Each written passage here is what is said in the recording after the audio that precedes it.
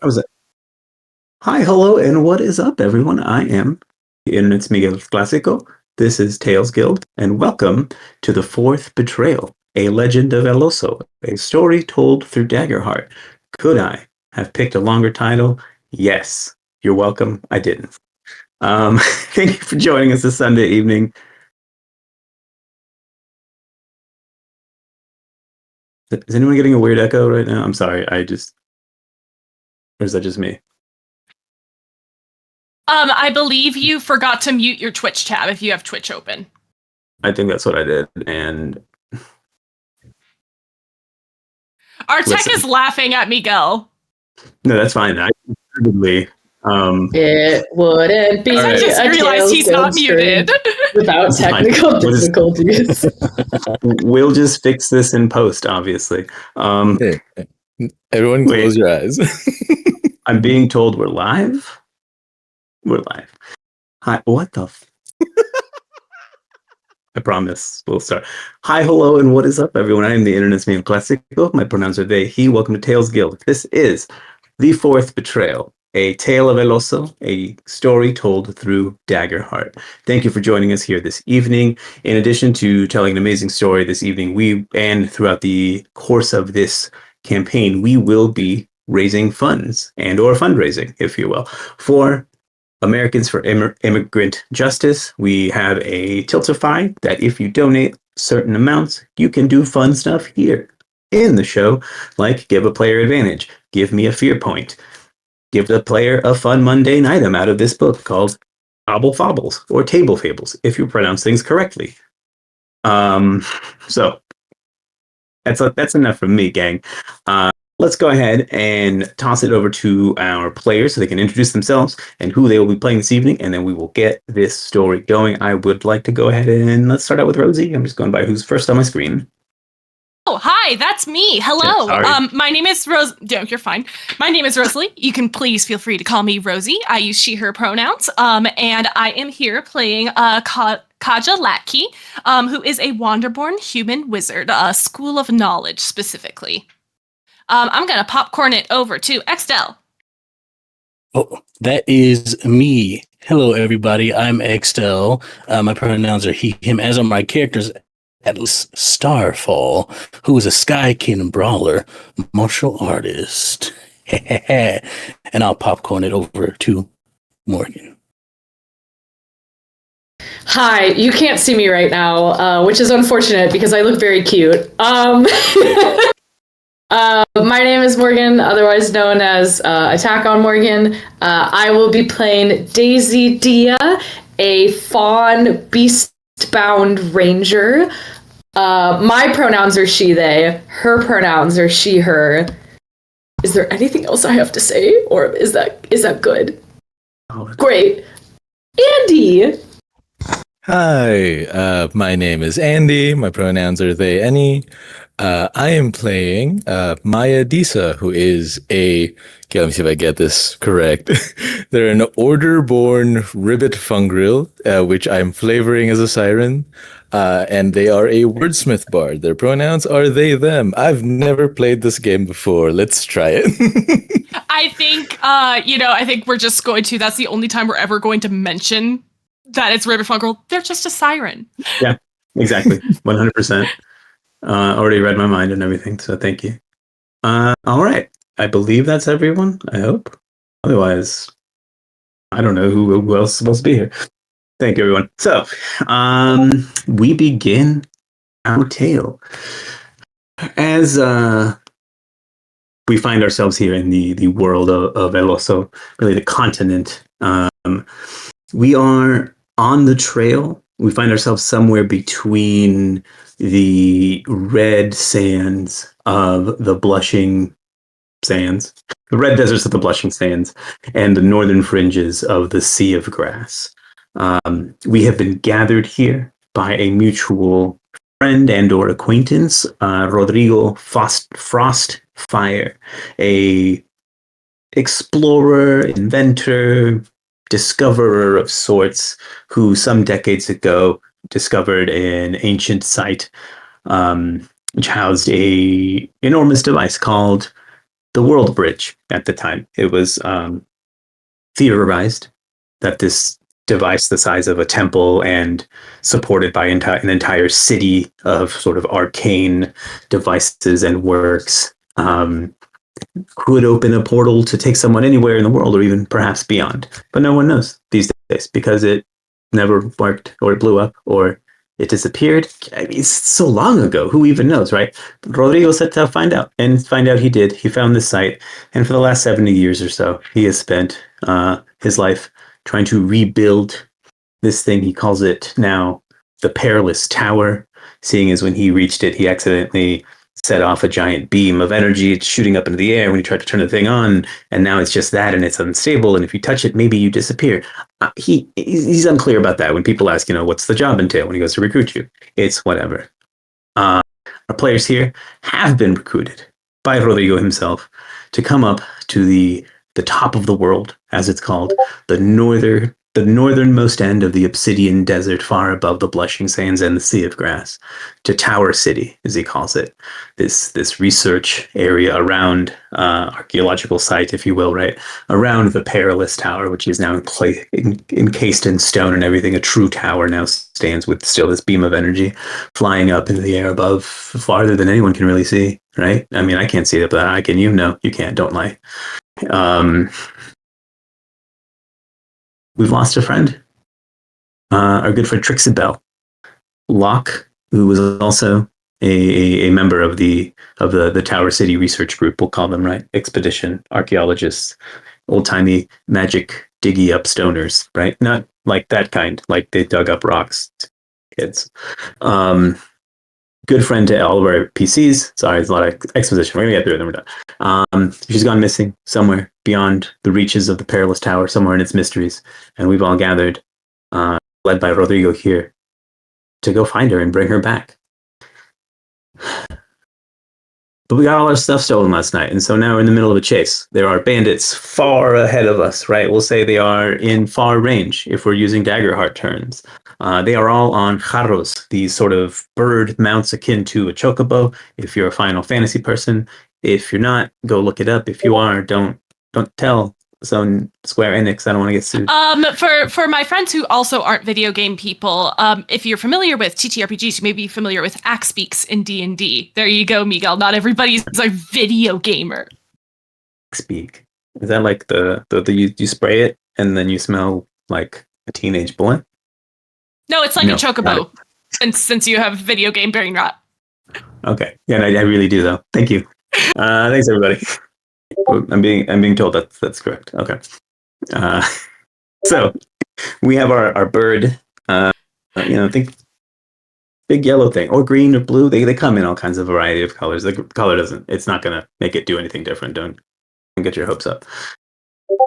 But they have everything, right? They have your food. They have your other provisions. They have some excavation and exploration tools that Rodrigo swears up and down are very expensive.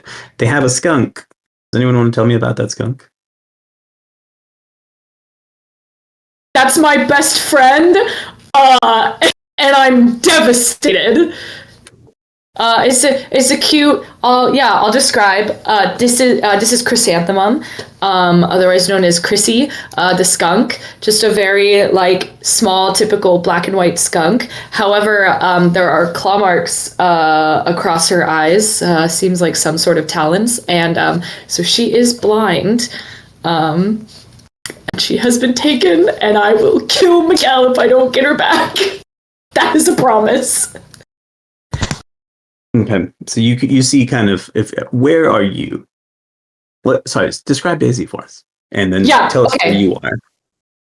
Oh my gosh, absolutely. Well, if we are in pursuit of people or things, animals, whatever, that have taken my best friend Chrissy, I would be at the front, and I am playing a fawn.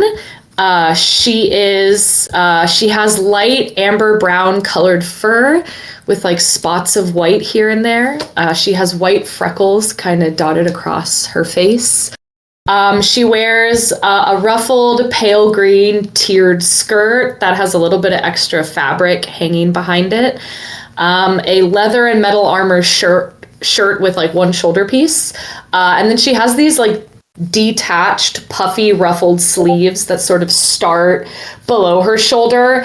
And instead of ending at the wrist, they are tucked into these bracers that appear to be made out of tree bark and wrapped in vines. She has long lavender colored hair pulled into a loose braid that has all these little daisy flowers kind of in them, like the flowers in Rapunzel's braid. She has deer antlers that grow out of the top of her head. They're sort of covered in bits of moss and like little sprouts and plants growing out of them. However, her right antler is broken in half. So she has one full one and then a little half one. And no shoes, as she is a fawn, so she has hooves. However, she has like chains kind of on her thigh. So she has one on her left leg that sort of sorry, I'm trying to read my descriptions. She has these sort of golden thigh chains on her left leg that has these little leaf charms. And on her right leg, she has another golden leg chain, but it connects at the top of the thigh and at the ankle with like one long chain going down the front of her leg. And has little crystals hanging off of it. She has a belt with a bunch of various pouches, including one that always has some sort of fresh flowers in it. She's got a big bow on her back.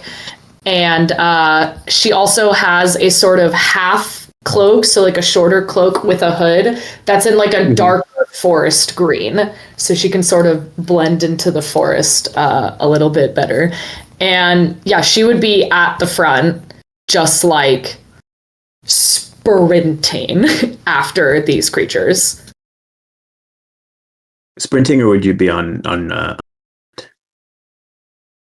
you think? I'll tell you right now, it would be faster if you were on a bird. Oh, then I'm on a bird.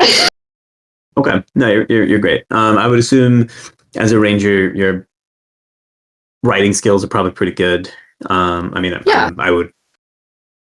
All right, so yeah, doing well. You're up near the front. I'd say as you were, like giddy up, let's go. First of all, sorry, the most important question I have for you right now. Yes. Out of all the questions I'm going to have for all of you this evening, what is your Haro's name? Your bird? Oh, what is my bird's name? Excellent question. My bird's name is Lavender. Oh, that's pretty good. Not like the color, like the plant, the flower, Where? the herb, No. whatever.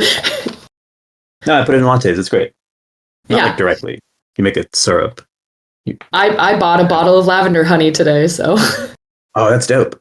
Okay, so as you and Lavender are you're passing. As you go in front of or whatever, you pass the. Sorry, I'm gonna check our tiltify. Just think, no, nothing.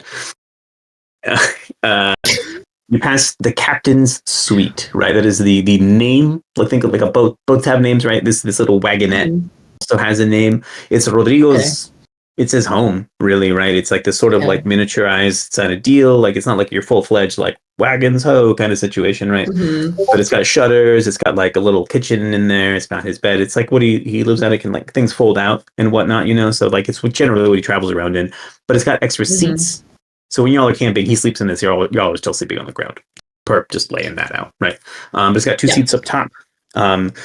Your mentor and travel companion, Ixtel de Loro. Sorry, let me pull up her sheet here. Is up there, and you hear her call to you, Daisy, and then like you see she tosses. You see it's like a potion. It is green. I need you to make an agility reaction roll. Now, as this is a reaction roll, it will not generate hope or fear, so you don't need to worry about that. You generate that when you take an action. When you react or saving throw, you will not. So give me that plus your agility to see if you catch this. Or as Andy said earlier, I also haven't really played this game. What do I roll with? Gotcha. No doubt. 2d12. And you add them, and then you add your agility, which is my 2. agility. Yeah. Okay, I just didn't know what dice to roll. I've only played Daggerheart once, and it was for a one-shot years ago. That's a 21. Oh, okay. Oof. No, that's great. So you catch, no problem, right? Do you even look? No, my eyes are like locked on my skunk as I just like call her name over and over. Okay. So no, I don't even look. I just put my hand up. Okay, and I need to get back to my. Sorry, I have turns out Heart of Daggers is great game, but it is a lot of tabs to manage while you're doing this. Shout out to Heart of Daggers, a Daggerheart management system, and Marketplace. No, they're not sponsoring me, but maybe they will someday, huh? Manifest Just kidding. I'm not selling out. Yes, I am. All right, you catch it. It's great. You recognize this potion right away. You understand that Ixtel as the type of magical adept that she is, practitioner. Mm-hmm. She loves a good potion. This, yourself is a potion of entanglement, right? It's like a throw and vines come out kind of situation. Had you not caught it, maybe not the best thing would have happened, right? Since you have caught it, and you caught it so well with that 21, I'm not gonna lie, you did. You've created a little opportunity for yourself to take the spotlight, and if you wish, you have a chance to throw it yourself. See if you can't slow these bandits down none. So go ahead. If you would like, go ahead and make another agility roll for me. This time it will generate hope or fear. So your 2 D12s should be distinct enough colors that you know which one is your hope, which is your fear. Yes. And you tell me I rolled blank with blank. Great. Question. Could I tie the potion to one of my arrows and shoot it with my bow? Oh my fucking god. Yes. However, I am going to impose disadvantage on your roll. If you do that, it's a little shaky. Actually, no, I'm just kidding. Okay. I'm just going to make it a higher difficulty. What am I talking about? Okay. I was like, hey, fair, valid. You're the GM. You tell me what to do. Sometimes I gotta rubber duck it out, No, so yeah, we're just gonna have a higher difficulty. So before it was this, and now it's that. Okay. All right. I mean, so, I think my idea was like, if I could have better aim and control with my bow. I mean, I think you would. I see what you're saying. Instead of the chuck and then the. Yes. But if me attaching it to the arrow and using my bow is going to make it more difficult, then I wouldn't do that. No. We're going to rewind that. I understand the reasoning and I dig it. What we are going to do is, if you would like to, instead of throw it, take out your bow, do a quick tie up, and boom, it will cost you 1 stress to do that. Oh, I'll take that. Okay. So yeah, easy. You'll take a stress. And now you're able to use your bow, which now, since you're using your bow, instead of throwing it, you will also, I will give you advantage on this. So you get a plus D6 to your roll. Plus D6. Fuck yeah. All right. Let me. So it's your 2D12 plus your D6. And then tell me if it's hope or fear is your higher of your D12s. Fear was my higher. Okay. Cool. Yes. Do I add anything like any of my stats to the roll, like my agility, or no? Yes. Yes, I do add my agility. Okay. So, oh god, math. Altogether that is a 16. Okay, cool. Beats it. Yeah, you're great. All right, so you're 16. Now let me ask, I probably should have asked this before. Who are you aiming at? I'm assuming, again, so up front, their leader is the one that clearly has your skunk, right? On like a little, it's like she's like tied up in a little like saddlebag. His little head is poking out. You can see his little sniffer. Crying. Kind of sniffing. I'm crying. I'm fully crying. And by me, I mean Daisy. Daisy is fully crying.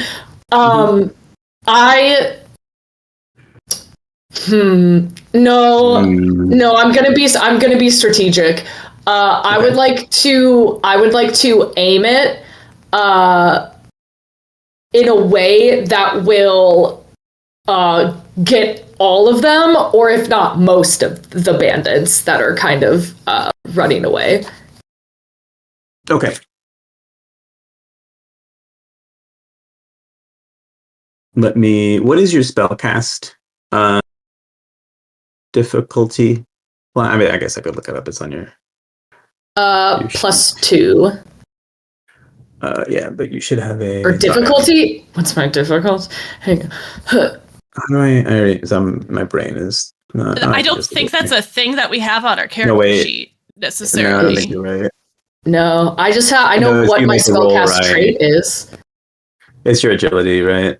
Yes, it's my agility, because ranger. I need them to make it. Oh, I guess no, never mind. I'm trying to...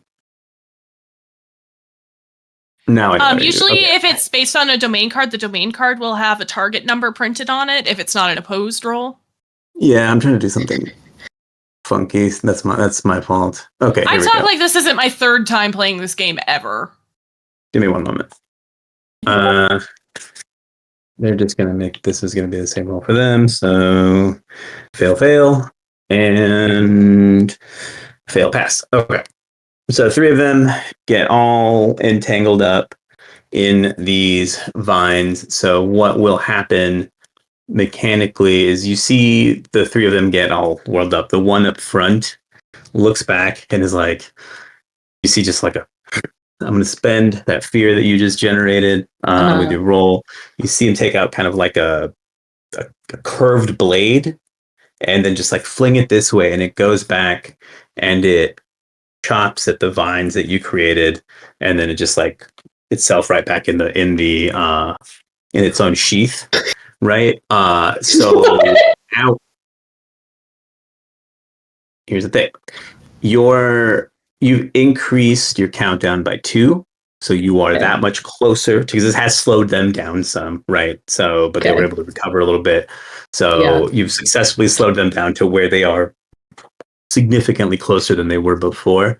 They're still in far range, but closer than they, far range is like 30 to like 130 feet. So it's pretty effing big, right?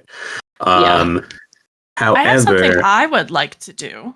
Oh yeah, no, we can totally go to you after this. Another countdown has also increased, this one by 1. Far off on the horizon, you all see clouds. They are dark, quite ominous. These bandits are driving you south back into the sea of grass, right? Or at least you're pursuing them that way. You all know that the being that rules over the sea of grass, everyone knows this, you'd be a fool not to know this, is an ancient, furious, sentient storm called the Wanderer. The Wanderer is a god as old as the world itself. And her wrath is just as long as her age. So we are just...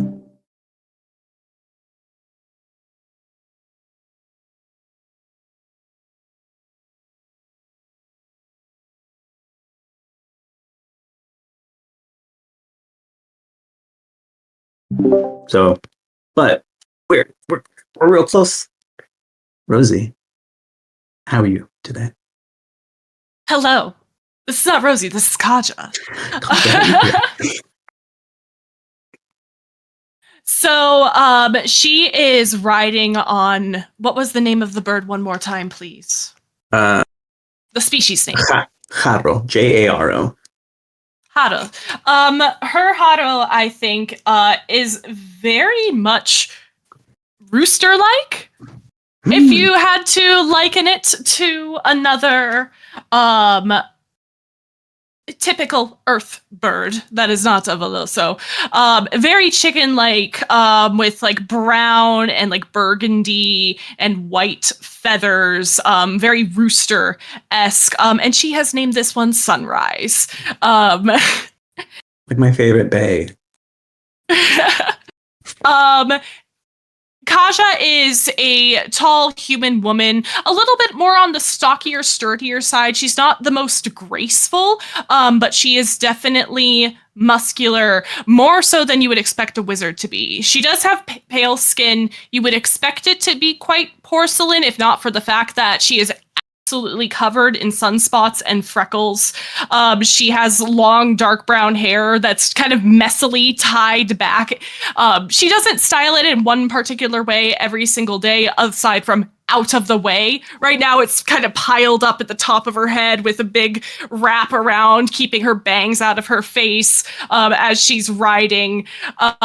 She is dressed quite plainly, very simple top, skirt, some leggings underneath if it's a little colder. She's got a bit of a cloak draped over her shoulders, but they're all quite neutral whites, browns. What's really significant is the number of small bits of jewelry, small ribbons tied to her belt, ribbons woven into that bun on top of her head. And they're all just a riot of different colors and textures and patterns, different metals, different buttons just stitched on randomly to the edge of her shirt, made out of different woods. And you can see she pulls one of those ribbons off of her belt and ties it in a complicated knot. I am using Mystic Tether. I need to make a spellcast roll against a target within far range. And this, I will be aiming for that one that is in the lead, seems to be in charge and had that knife, that throw. It's pretty cool, right? Yeah.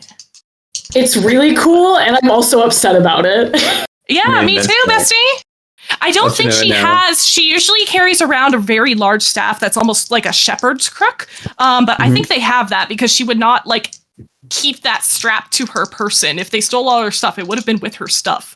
So. Oh yeah. Question: how many of us are still in our PJs? This happened in dead of night. We've been pursuing them all day. If we're on the road, I think these are my PJs. Sick. Like. I mean, that makes sense. Because I just narrated that she has all of her accessories on, so I guess I don't change into PJs if we're sleeping on the road. Very prepared. I mean, that's how that works, right? Let me refine that.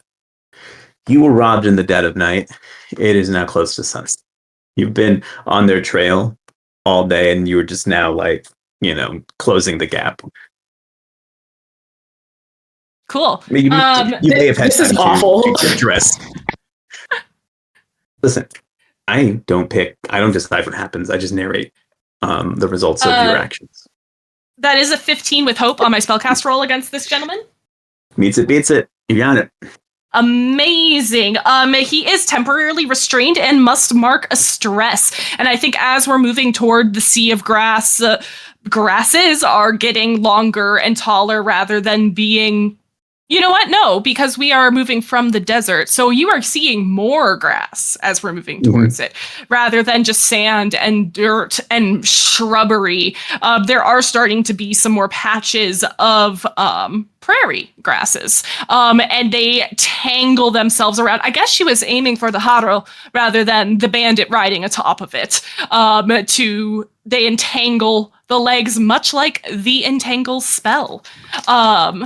But they seem to be braiding much more uniformly rather than in a wild, uproarious growth. It is much more of a secure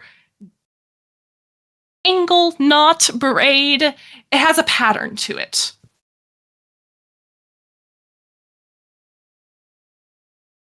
That's pretty cool. Nice patterned tangle. I like braid. That's pretty good. So restrained. I'm assuming it's the jarro as well. It's just like we're gonna count the mount and the person as one. So it just wrapped around. Yeah. So you see up in the actually. Let me go ahead, and so that will also increase our countdown. Oh, sorry, we're doing this different way here. Okay, so that's three. That's three. Nothing's three. They're all fine. You're all fine. You see as all right, sorry. The leader is restrained, slightly ahead of the other three. They're still a ways in the distance from the group of y'all, right, including Rodrigo and Ixtel, who are riding in the wagon, who are now probably behind, trailing slightly behind the four of y'all. I'm gonna go ahead and spend another fear here real quick and take this spotlight back. And one of the three, you see, like, pull some air, like 3 arrows out of a quiver, just like has like a something I would say just quickly like strikes like this. Arrows are on fire, just shoots them, hits the grasses and vines everything grown up, and then kind of like, burns them away, and then they get going again. Again, we have closed the gap pretty well here, so our catch the bandits countdown is it's good, it's close there. I wouldn't say it's bloodied, but it's getting there. However, we are that much the storm is that much closer to us as well. It seems as we are coming towards it, it almost seems like the storm has taken attention of you, like it's like interested, and maybe now you see the clouds almost like they're rolling, like spinning, redirecting towards you. Kaja will see that and just holler, "That's not good! I know you know it's not good. We need to get them, though." I think at sort of the call of that, Maya, who was riding like a little bit behind where Daisy was, is taking their Haro closer to where Atlas is. Maya has dark red scales all around their body. Their eyes don't have the irises, and instead are these like dark pools of water that seem to just reflect. And sort of what they're wearing are these various pieces of colorful cloth that they appear to just sort of attach to their body with knots and various things. And they're riding their Haro, which they've named Pretty Feathered Thing. And as they ride closer towards Atlas, is going to very quickly try and get their attention in the middle of like all of the commotion. Is going to go, "Psst, Atlas, was it my turn to keep watch? I wasn't awake. Is this my fault?"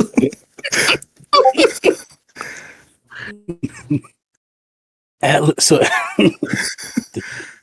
so Atlas is like, since we're going here, right?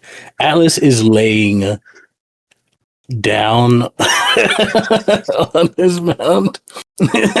He's sort of like head hanging off the backside, and he is in full. He's just in his underwear, no shirt, no shoes, just his underwear. And for a description for everybody, he has these long, full head of white locks that currently are tied up in a bun because he was asleep. And he has these, his eyes are closed, and once you start speaking to him, his eyes are these pupilless, pure white. He has blue skin, although you all know that it changes sometimes depending on his mood. Sometimes it's like cloudy. It seems to reflect like if a sky with a wild temperament. And he has a extremely toned body, like someone who does a lot of physical activity and a lot of moving around and a lot of like calisthenics essentially. And he has these like white markings that go all over his body and like these like symbols and shapes. Nothing specific. You probably don't know entirely what they are. They seem random and they don't make really any sense. And as you speak to him, he opens his eyes and he's like, Okay. We'll say it wasn't, and this is definitely not because I feel very guilty. And Maya is going to pull what appears to be like a very fresh and alive looking conch shell. Strange that it is in this hot desert, and they are going to blow into it, and this sort of trilling sounds begin to escape from the gills on the side of their head. And as they do so, from the opening of the shell, various bits and pieces of sea foam begin to escape, very slowly forming the shape of Atlas riding their haro. And I'm going to cast Paralela to let's see. I can cast this on an ally or myself within close range. The next time that ally makes an attack, they can hit an additional target with their attack roll that would succeed against. I can only hold this on one creature at a time. It does cost 2 hope, and I'm using it on Atlas. Cool.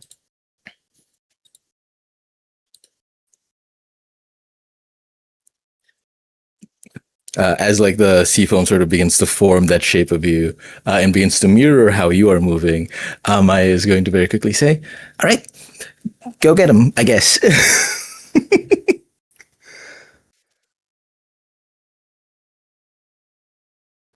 Let's. Get him! He's been doubled up like some double mint gum. What are we gonna do with this boon? This is for Atlas. Is it what's Yeah, that's for Atlas. I think Atlas was like spaced out for a second. So he will sit up and he'll go, "All right, I guess it's my turn." And he will stand up on his haro like a surfboard and will sort of ride up closer to Daisy and will go, "Hey, Daisy D, you or me?" I do not have time to answer your riddles right now, Atlas! Pick you or me. Your riddles. Oh, I should have put this on all Daisy. good. I Make should it have Daisy. put this on Daisy. Me? I guess just but I'm peeking gonna your mark a mic. stress to use my Skykin feature of let's see, what is it called again here? Gale Force.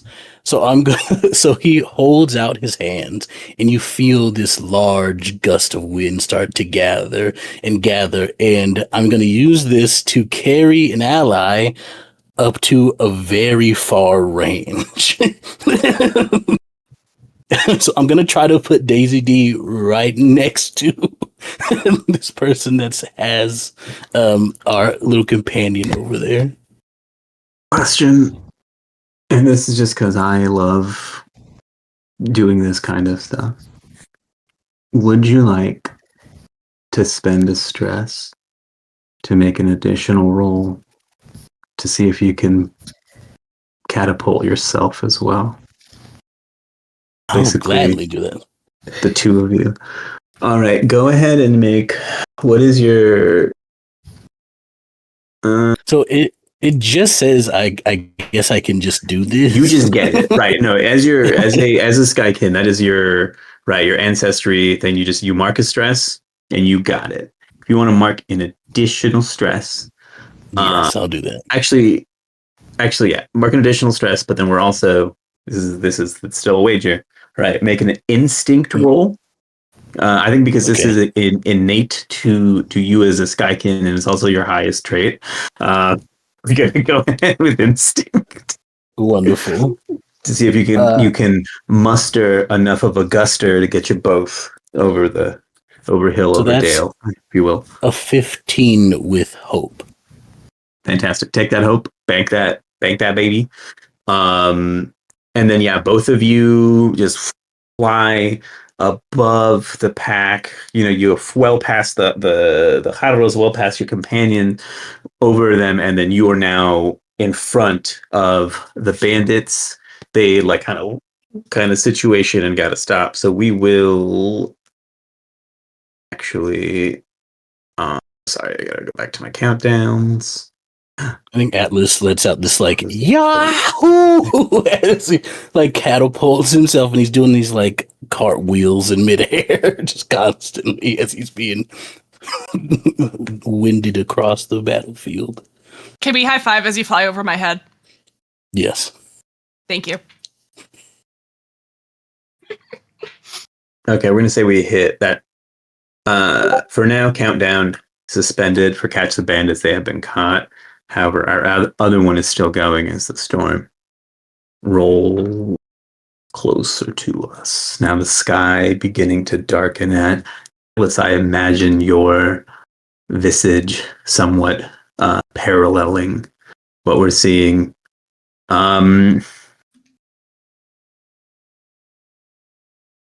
Let's bring it. Rodrigo and Ixtal are still in the captain's suite, a ways behind y'all, right? They're hauling the rest of whatever they're supposed to haul, so they're not quite within range of helping. But I'd say here, in the time it took for that, and then we give it a beat or so, Kanja, Maya, you two have had a chance to catch up. I'm assuming you're still on your mouth. So now you sort of have these bandits flanked from the front, from behind. Let's say Daisy. Let's toss it over to you, unless someone else has something they'd like to throw in this moment. Real quick, would like to make it clear that Kaja has used her arcane. What's it called? It's not mage hand. It's magic hand. There we go. And is tying a rope between her Haro and Atlas's, so that Atlas's does not just go off into the sea of grass here. Oh, I like that. As it is unoccupied. To describe his Haro, it is a large one that is all black. But I think what made Atlas want this one in particular is that there's these almost like probably the one who gave these to us or who we bought them from, like, or wherever we found them, right? It was like, oh, this is a little weird. This isn't normal for this like speckled white spots all throughout the feathers. So it looks like space. Like the feathers look like space. And so he's named his Haro Galaxy. Oh, yeah. I guess Daisy's is also unoccupied, so that's the next step, but just wanted to make that clear. Now, what is Daisy doing, though? True. How close in range are we to these bandits now? Got it. I would say... does determine what I can do. Let me check my... Let me go to the tape. I would say you and move us up to very far. Yeah, so very far range is quite a biggie. So I would say you two are in close range, which in 5e terms, if you will, is 30 feet or so. If y'all have that GM screen quick reference that I dropped in the group chat, the section under range is actually really good because it tells you how many squares or feet it would be in other like grid systems. So it kind of gives you a really good idea. So yeah, right now close range, which close is again 30 feet, which means you could in one action move from close to very close melee and then still take an action as well.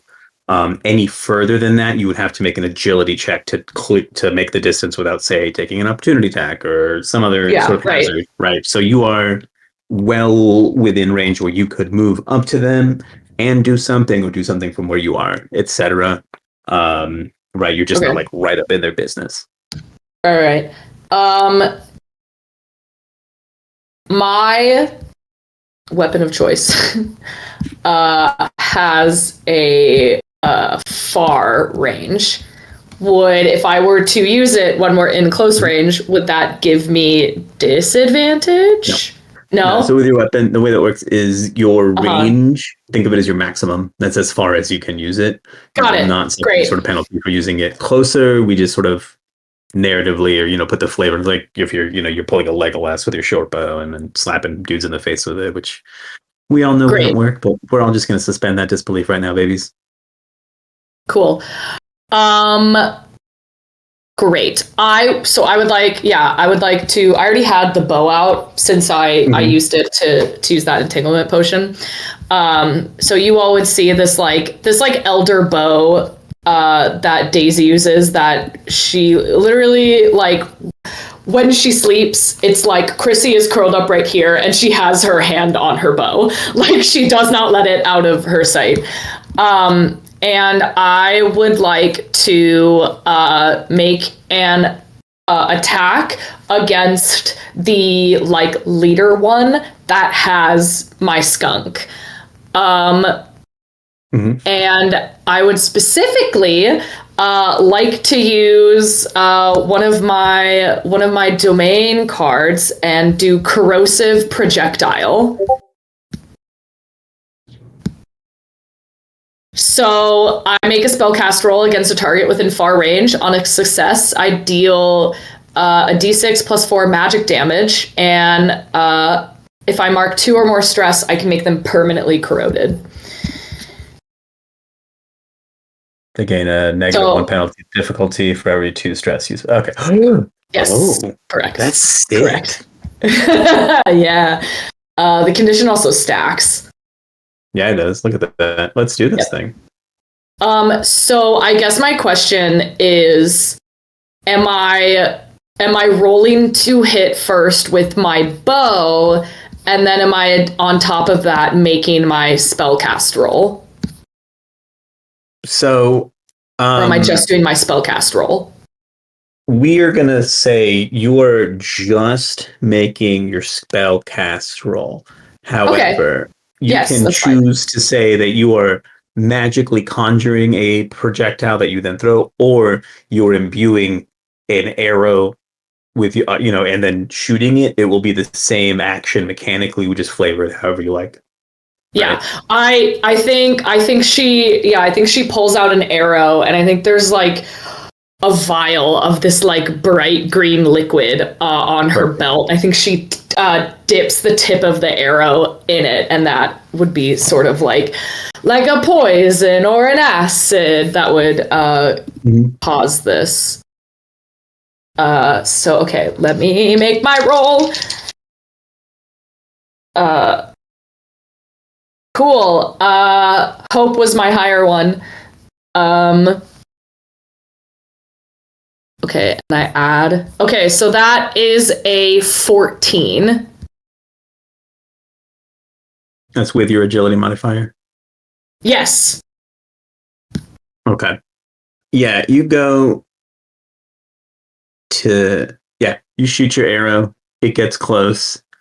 As it's about to strike, you see his hand just hits that hilt, right?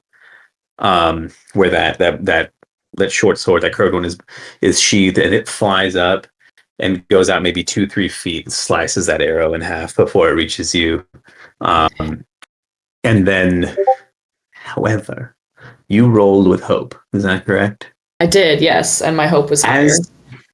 As your arrow, 14 with hope, right? As your arrow spins out, the front half of the shaft that's got the arrow tip on it kind of goes kind of wild, right? And then you see it slice the tie on the saddlebag that contains chrysanthemums. That was right? Chrysanthemum? Yeah, Chrissy. She pops out.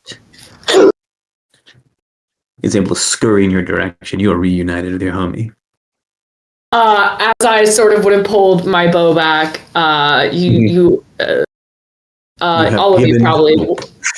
Yeah, yay! All of you probably would have heard Daisy, who typically like speaks up here and is very bubbly. Just give her back. And then as soon as Chrissy runs over, just scoops her up and puts her on her shoulder. The storm grows closer. Who would like to go next? So we've got Chrysanthemum back, Yes. which was the goal, correct? Well, they still Well, there's other things. other shit. They've got Okay. Yeah. they've got Probably provisions, Atlas's clothes, honestly. Lovely. Yes. possibly your clothing. All your Although, do we shit. care about that? How much are we willing to lose? Give me back my vest. And so how far can I move here? I know I'm not on my my auto right now. So what's the vibe Right. here? How close can I get? So, same deal. Since you two landed together, you are in close range of the leader, and then we'll say slightly further than close. We'll say, than the others because they're quit. Yeah, fuck it. You're within close range of the entire pack. They're just 30-ish feet away from you, right? So you could cover the distance and then also make an attack or some sort of action in one move, if you will. Lovely. If you were any further, that's when you'd have to make that agility roll to see if you can make it and then still do your attack, right? Otherwise, you just cross and then you're like, oh, I made it. Now what? You Gotcha. get- Okay, so yeah. remind me what this boon I got from Maya does again. When you go to hit a guy, your Seafoam doppelganger is also going to hit a different guy. It's like copying you, basically. You know me.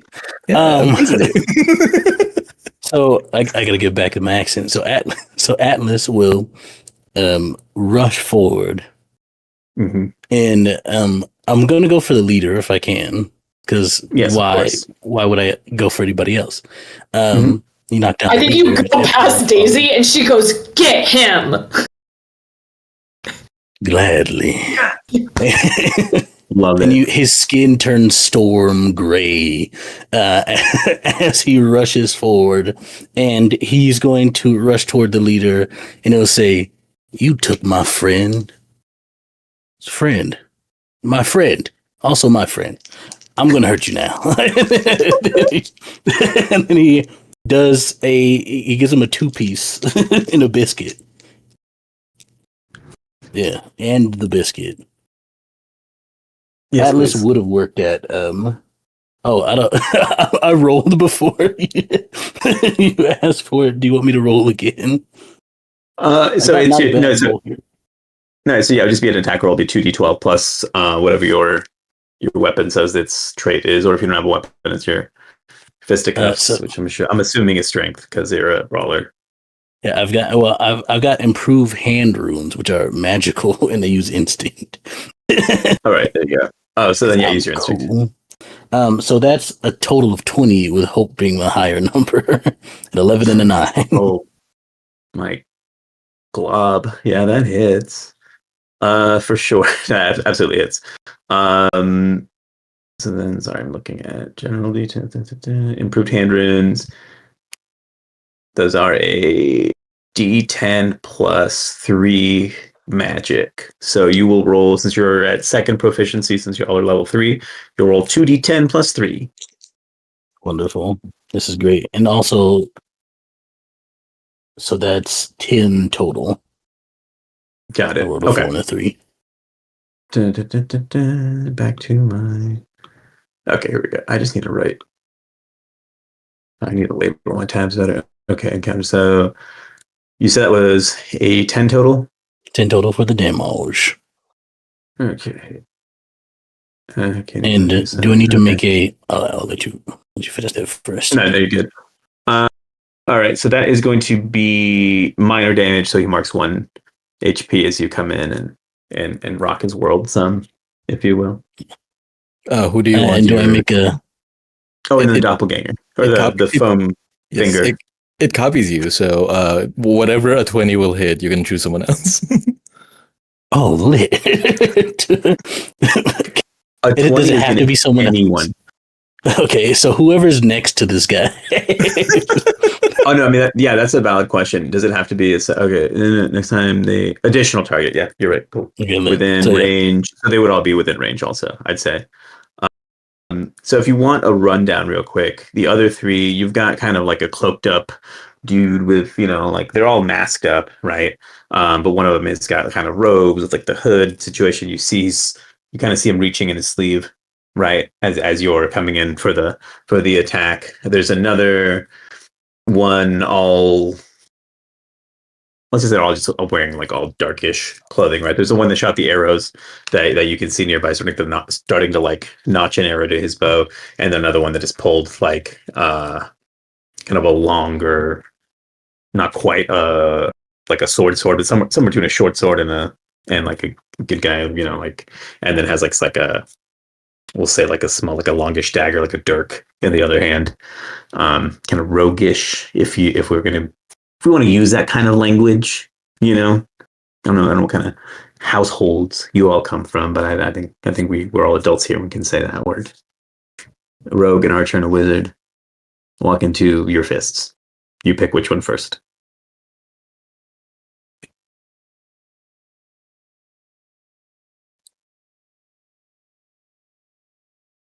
The rogue. You got it. So for our masked thief, a 10 will actually do major damage. So he takes 2 HP from. Andy, do you want to just wants to describe our foam parallelogram? I don't remember what it's like. I think as Atlas goes to strike their leader, and you like lunge forward, trailing just a little bit behind you, almost like a shadow. The foam also lunges forward, and in the exact same motion, punches the rogue in the moment that your fist connects. And as it does so, it scatters back into the walls and disappears, but not before the impact hits the face of the aforementioned rogue. Yeah, I'd say the rogue more than anything is just shocked, just like doesn't believe whatever this is about to hit him until it's too late, and he's just like rocked, Atlas also is wildborn and has like Lightfoot, so he moves very silently, just naturally. So if no one was looking, it's just like suddenly a fist just runs up on him. Okay, so I will. Sorry, I'm gonna go ahead and I'm gonna be slightly mean here, y'all. I apologize. I'm gonna spend another fear because I have it. And okay, here we go. Countdowns. Just kidding. Boom. No, -1 fear. I'm stealing the spotlight for a minute, and our archer friend Atlas, he kind of like as you come in, you hit his buddy. He sort of like takes like a hop back, right, and then just lets an arrow fly in your direction. Does an 8 hit your evasion? It's 12, so no, it doesn't. It just flies right past your head, just harmlessly into the grass behind you, just sitting there. You just see his eyes go wide behind the mask, like, oh no, right? Like one of the. But let's see, who has, say, Andy or Rosie? Does one of y'all have a thing you'd like to do? And as a reminder, y'all are behind the bandits here now. You've got them. Okay. Surrounded. Am I in close range or no? You are, yes, you are within close range. I will also point out it's starting to rain. Okay. Just then those like big heavy drops that like signal the beginning of a storm, right? They're not quite like rushing, they're slow, but is starting to speed up. Starting to get heavier, if you will. Proceed. Okay. Then I would like to use Enrapture on the leader of the bandits. So I will make a spellcasting roll against a target within close range. On a success, they become temporarily enraptured. While enraptured, their attention is fixed on me, narrowing their field of view and drowning out all sounds except my voice. Okay. Okay, I am rolling with fear. That is a 15. Meets it, beats it. I will gain fear. Okay. You have enraptured their leader. Let me one moment here too. I'm going to reread that real quick. Spellcasting roll on a success, they become temporarily enraptured. While enraptured, the target's attention is fixated, noticing, narrowing their field of view, drowning out any sound but your voice. Unlike the others, their leader was wearing like headgear. We will like a helm, right? Mm. Takes it off as he's enraptured, right? And then you see this sort of like kind of like earth brown long hair just out of it, right? You know, as you see this sort of like tan skinned orc with like kind of like the little walrus guys coming out right here. He's got a septum going and everything, and just looks right at you. Mine goes, "What's up?" Hi. Oh, daring thief, we've chased across the desert. Like leaning on his like, you know, big sword right there. He's got one of those big old like final like I saw a cloud from. He's got an enormous sword. So I'm not going to reference a video game, Rosie. Especially not the same one. He's just like giant sword right into the ground, right, and hands are right there. He's like, "Yeah, how you doing?" Hi. You've taken many of our things during our rest. And right now, these yours? Yes, as you stand here with your friends, something very dangerous is approaching. And I would beseech you that you drop things now, lest you drown in waters you cannot fathom the depth of. Oh, well, I wouldn't want to drown in any of those waters now, would I? Go ahead and make me a presence roll. Make it with advantage because this person is enraptured. And you're again trying to hit a 15. Okay. Ooh, I am rolling with hope, and that is a 22.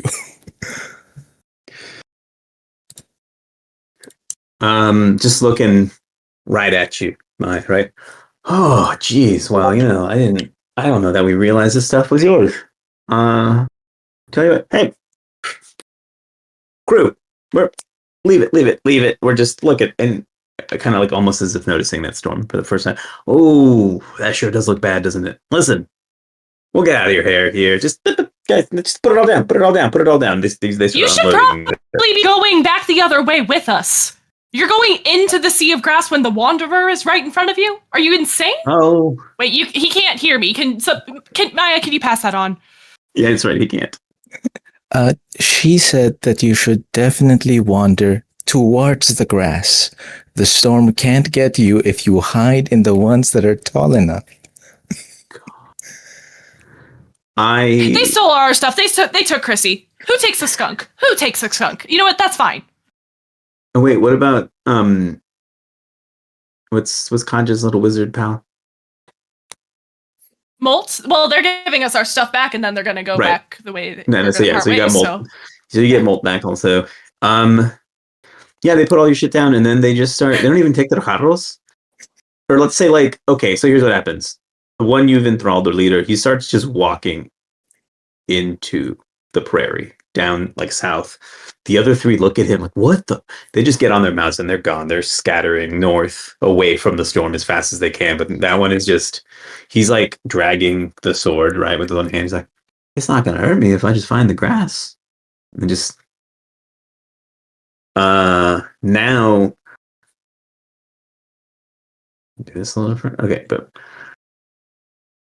you start to hear thunder, right? That flash of light in the air in the distance, and then just like this slow, steady rumble. It just gets louder and louder as the rain begins to pick up and the wind almost. Kaja is grabbing all of our stuff as fast as possible and trying to give marching orders to everyone to also gather up our stuff and get the fuck out of here. She takes this very seriously because she is from the Sea of Grass and she knows just how bad this can get if you get caught in the Wanderer's Path. Yeah, it's about now that Rodrigo and Ixtel finally caught up with y'all. Rodrigo in the driver's seat of the captain's suite, right? And give me one moment here. Quickly now, quick! Why do you hesitate? Load the things, and we have to go. Do you not see that approaching us, Kaja? Get them. He's like, you know best. I would like all of you. We're going to make a group roll here to see how successfully we can load our biz. The way that a group roll works is one of you will be the designated roller. You will decide what trait you're rolling with to describe what you were doing, saying, I'm going to use my this to do my this and that and that. The other three, you all get to make a roll as well. I set the difficulty. You will all roll against the same difficulty. You can all roll with the attribute of your choice. So if it's instinct, if it's strength, if it's agility, you'll say, I'm using my strength to do this, to help us pack the wagon faster.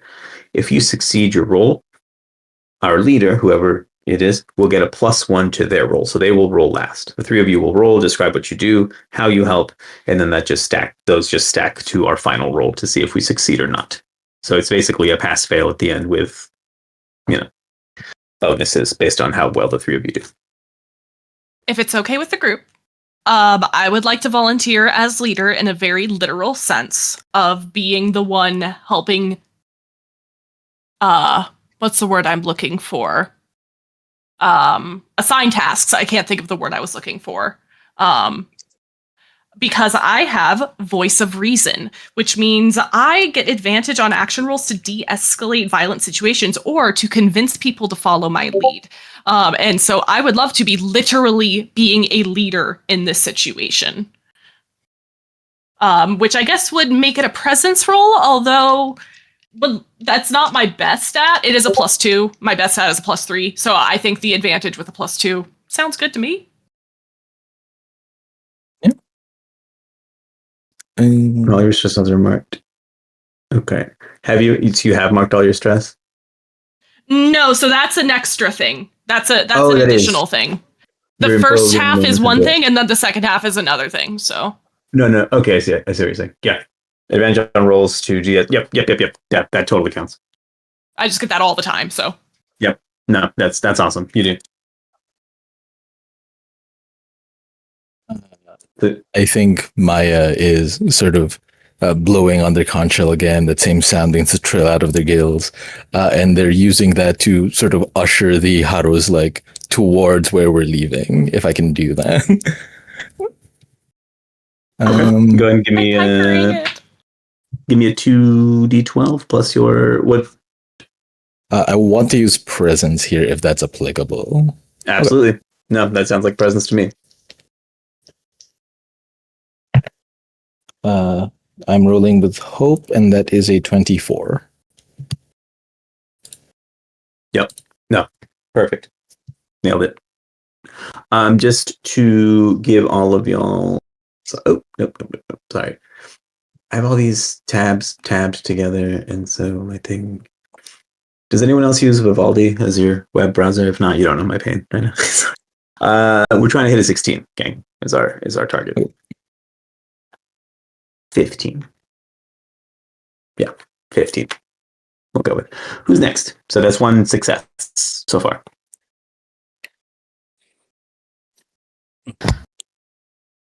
All right, I'll do it. I'll go. Are you sure we can't fight him still? I was hoping to get some more. You can't fight the Wanderer. You cannot fight the Wanderer. I wanted to fight them, and now they're running. Nah, it's fine or whatever. Well, they're running north. We're going north. We can find them later. Oh, okay. That makes me feel better. And go and pick up. He starts picking up all the things. So what I'm doing to help out is I'm loading all the stuff in to the cart. And if I can, I'd like to use. I think I want to go fast, so I think I'm going to use agility. So I'm doing my best to speedily do this. Okay. Let's agility it up, as they say. No one says that. Hey, you do. Someone said it now. That's cool. I guess You just did, and you're somebody. Congratulations. Happy birthday. I am a medium deal. That's a 10 total, with hope though. It's not great. Rip. Rip. Listen. Do I still gain a hope? You do. You still gain a hope, regardless of your success or fail on your. I got so much hope now. Oh wait, no, I didn't add. Wait, I didn't add the. There's a 12 total actually, because I didn't add my agility to it. If that makes a difference. I rolled a 6 and a 4. And okay, 2 in agility. 6, 4, 10 agility. I do question. Would you like to use your instinct and have that a +3 instead? I'll take it if you're offering. Sure. Okay. Yeah, because you get to pick which stat you roll your help action with, and you just describe it the way you describe it. You also have things called experiences. You have Son of the Sky, Brawler, and Freedom are your 3. If you spend a hope and you tell me how one of those 3 applies to the situation, that gives you a +2, and then that is a success. Just saying. Okay, I'll do Son of the Sky, and I think it works because if we're going with instinct here, he is going off of his wild notions of being free in a Son of the Sky, being one of the Skykin, and he rolls along with his intuition. He just does what he wants. So I think Son of the Sky would work here for that. Okay, so then that gives you a +2, which turns your 13 into a 15, and that is a pass. So that gives us an additional success, and that's a +2 to our final roll so far. Let's talk about Daisy. I was gonna spend all 3 of my hope to do a tag team roll, to help Atlas, because I have a feature called Tactician, which when making a tag team roll, I can roll a d20 as my hope die. That's really cool. That's wild, dude. So if that's something you would like to do, or because you already made your roll, I can just save it for another time. That also works. Yeah, I guess because it already passed. So yeah, save that for some stuff later. Good to know. Yeah. So GM, I would like to then use one of my experiences, as I have an experience called Teamwork. Teamwork. Yeah. So I think like it's raining. The hood on her cloak has come up. She has sort of stuffed Chrissy like in her hood, kind of right next to her. And I think using my teamwork, I think Daisy is kind of running from each person, like picking up like the slack, or like with Atlas as he's like carrying things, if anything like falls, like she's gonna pick it up and like put it on the cart. And with Maya, if any of one of the creatures are kind of like falling behind, Daisy will like help coax it, and is just kind of like running back and forth, kind of helping with any of the things to get us sort of going. Excellent. Let's see that roll. I have had a +3.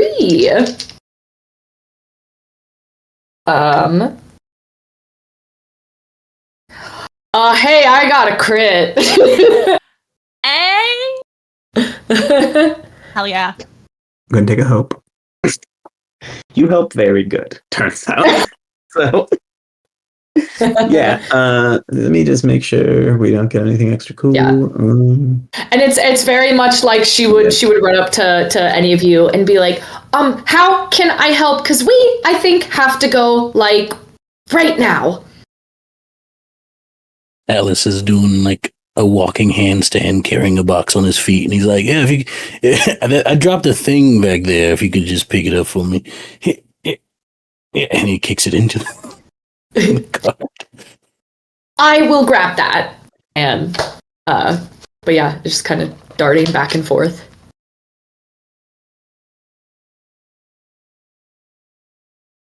Okay, that means on our final roll, we get +3 on top of whatever other. Okay. Yeah, there we go. Sorry.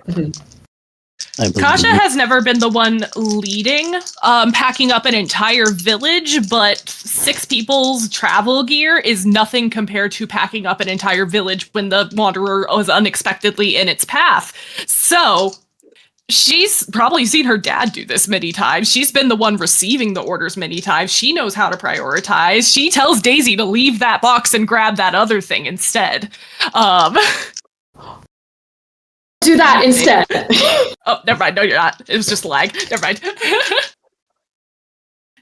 Ooh, okay. Haha. I'm going to take a photo of that roll. I did not. Okay, so it would have been bad if it wasn't a crit. So that is a crit with a 6 on my D6 for the advantage. Yeah. I mean, also for the two of y'all, when you crit, you clear a stress. So if you've had any, take -1 stress. Sick. Thank you. So yeah, I just want to make so you gain a hope regardless, because you just gain a hope on crit. You also clear a stress, and then when you attack, you deal extra damage. But since it wasn't an attack, you don't have to worry with that. Yes, swimmingly well. You all just pack it up. Rodrigo and Ixtel don't even help. They were going to, although. I tell them to get into the thing because it's going to be a lot harder to get out of here if we have to wait for them to get back into it. So get back in there. We have got this. Yeah. Check my notes about. Thank you. These. She remembers she has to be polite. Fair. Then you see Itzel standing on top of the wagon as you are all doing this, right? And you just see her staring at the storm, right? Almost like she's looking like past you all, right, into the clouds. Estelle is a older member of your group, right? Like I said, traveling with Daisy is kind of wearing all black, right? Kind of like is a Infernus. I want to say tiefling. It has like sort of these like ram horns right here, and was just sort of like circlet with these tied little braid things in the back, and she just looks. Her eyes do whatever the opposite of glowing is for a moment, and then it goes away. And then as you all start to pull away, you just hear her say she's angry. She's usually angry. Sorry. Yeah, that was good. No, but this is more. As you all start to pull north and the rain lightens, right? The sky's getting slightly brighter. That less of that tinge of green. If you're anywhere from the plains, you know exactly what I'm talking about. Never ever seen one of those fun summer thunderstorms, right? Like the green skies start to like fade back into blue. You all, for the briefest moment in your mind's eye, are back in like it's the heaviest storm you've ever encountered, right? Rain, thunder. It's like you're lost in it, right?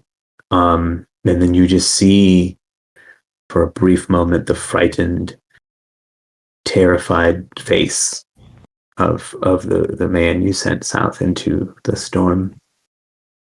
Just like a quick flash of just like this, and then you just hear in somewhere behind your ear this whisper. Thank you for the meal. You're welcome. Y'all hear that? Oh, I do not like that. Oh, it helps if you don't think about it. Is this That's something true. that Kaja has experienced before? Like if somebody got left behind by accident or something like that? No. Unless it's been intentional Interesting. before. Got it. Well, I don't feel good about that. There was a dream. Yeah, I'm sure it'll be fine.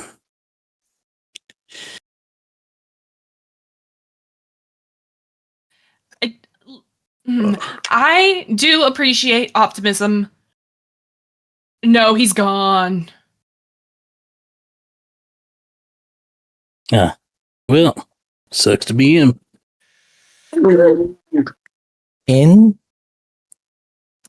our defense, because this was an us decision. It was. It was. I could have stopped this. He was. I could have stopped this. He was a little creepy. He stole your friend. Yes, stole your friend. He's a kidnapper. And also was kind of a creep. Thief. Yeah, and a creep. Yeah. All of These these are all counts that are punishable by death. I think so.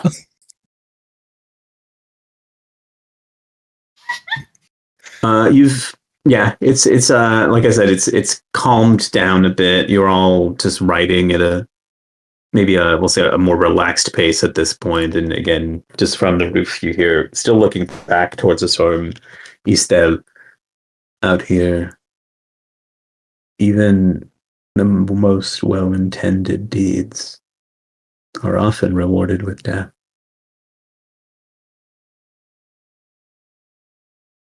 That was ominous. Where we go. Yeah. Yes. Things aren't always... She is very good at that. Why you always got to kill the mood, huh? Even the best intentions often end in death. She only says nice things when I'm not around, which is why I listen to all of her conversations. You do what now? Don't worry, you can't. You can't. But no, it's not allowed. It's okay, Ixtal, because we are best friends, so I should be hearing everything you say. And what I've told you on many occasions, I'm many things. I'm your teacher, I'm your mentor, I'm your companion. And my best friend, besides Chrissy. Well, okay. I am your best friend. I will agree with that. Wait a second. Wait a second. What about us? Are we not your best friends? Atlas, you must understand. You can have multiple.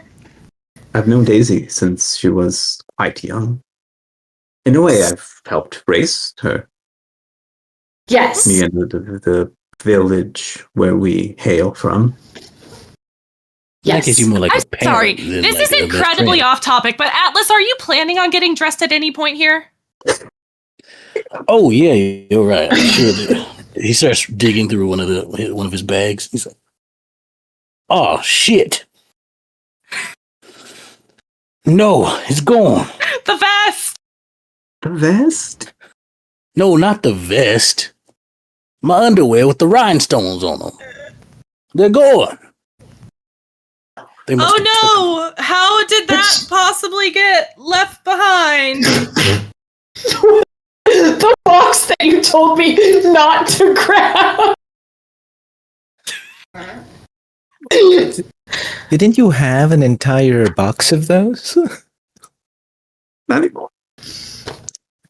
I keep losing them. I was down to my last pair.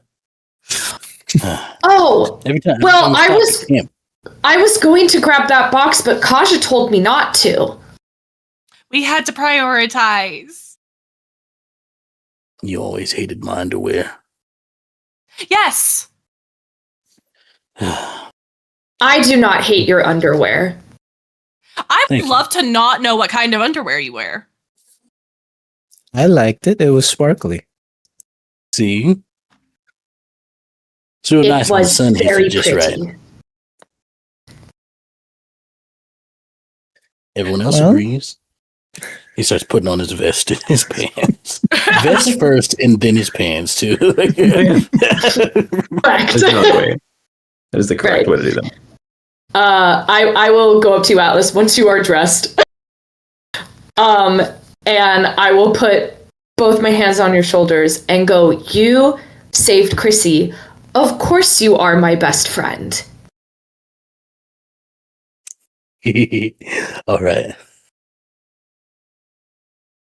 And I will find you something very cool and unique in the next town we are in. Maybe you can find him rhinestone underwear with rhinestones on both sides. Maybe we could get something with rhinestones that can actually be seen when you're fully dressed. Like a rhinestone vest, huh? That'd be nice. Rhinestone vest? I will. Be nice. I will keep an eye out. We could just get a vest and rhinestones, and we could just do that. We don't have to find it already assembled.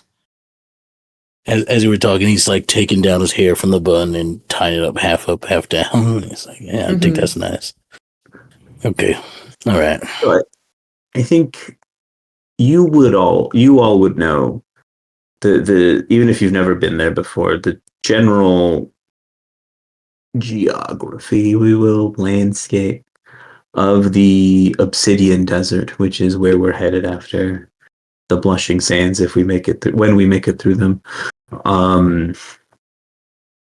it's called the Obsidian Desert because the sands here are in fact, just very fine obsidian crystal, other stuff like that. And so you do find, digging through the sand, like larger chips and whatnot of that, of obsidian, right? A kind of glass stone and stuff. So you could, in theory, begin a downtime project, which is something we've talked about when you take your long rests, and use that time to build yourself make yourself a vest.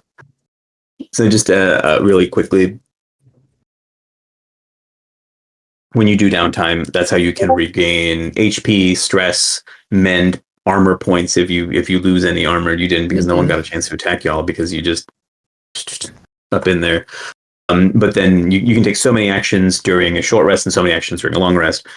Alternately, if you don't want to do one of those things, if you want to burn one of your actions during a long rest to work on a long-term project, there's a whole thing for that. So this can be, you can do other things. We can do all kinds of things. That being said, this is our conversation, right? As we mosey our ways north through the Blushing Sands. Right. As it was already dusky, we don't make it too far before the sun begins to set. Rodrigo calls a stop for the day, and you begin to make camp. As we make camp, we ourselves are also going to make a little bit of camp and take a wee break. We will hopefully be back here in 5-ish, maybe a little bit more minutes. We hope you're all here. When we return, we'd love to finish the story out with you. Thanks, gang. See you soon. Hello, and what's up? Welcome back, everybody, here to the fourth Betrayal, A Tale of Eloso, right here on Tales Guild. A Legend of Eloso, actually. These, everyone watching, I want you to pay attention. These here, to this side of me, I hope I'm pointing the right way. The camera thing now, probably the other one. These are legends, everyone. All right, so pay attention. They're doing legendary things here. We proceed. If you recall, before our break, we had camped for the evening, right after retrieving all of our stolen goods from a group of no good bandits, and then escaping, getting caught in a sentient god storm with an axe to grind against basically all of mortal kind. It's a thing. We'll talk about it later. we're making making camp, right? Rodrigo Frostfire, our leader, más o menos, parks his wagonette, we're calling it, right? It is called the Captain's Suite. That is both the name and the brand of the. No, just kidding. It's just the name of it. He kind of like hits this little like lever on the side, right? Can almost like a parking brake. But as he does, this sort of like awning kind of comes out from the side of the wagon, and like tent poles to like keep it up, kind of like come out just like this sort of like mechanically magic-y looking thing. The side of the wagon beneath it kind of pops out to like create a little bit of a seating, like kind of like a wooden bench with a back to it, right? Like a couch if it were just made of wood. And then the back of it extends a little bit to sort of like an accordion, right? So the two back wheels just sort of like slightly move back, and then a little section appears like, ooh. And then after everything, it all sort of just like slumps a little bit in the middle, and you swear you just hear like a come from it. But yeah, it's in rest mode, or camp mode. He just props out from gets out of the driver's seat, if you will, and then goes in the little door into the wagon under the awning, and he goes, I got some things to do. Hold on. Some things I must attend to. You all adults set your own camp, pitch your own tents. You just like close the door behind him. I'm telling He acts you like guys, this isn't an established dynamic. There's a man in there. I don't think that's a cabin. I think there's a big guy, and he's underneath that thing, and that's how he goes up and down. It talked. It yawned. I swear it did. Do believe you. I just don't know how we're supposed to get him out.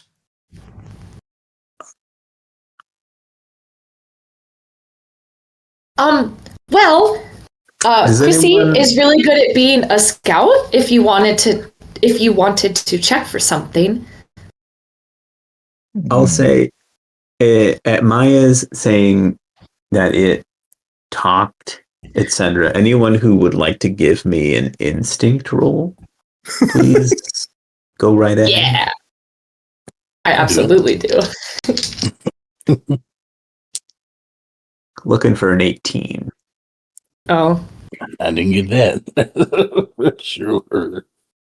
I got a 13, and fear was higher. And mine was with hope. Oh, this one. All right. Yeah. Sorry. So I get one fear. Anyone else roll with fear? I rolled with hope. I got a 3 and a 2. 3 on the hope die. That's probably for the best. Like a total of like 8 or something. Yeah. This was instinct, you said? Yes. No, that is an 8. But I do get a hope. Yeah. Okay. So everyone, I've got too much hope.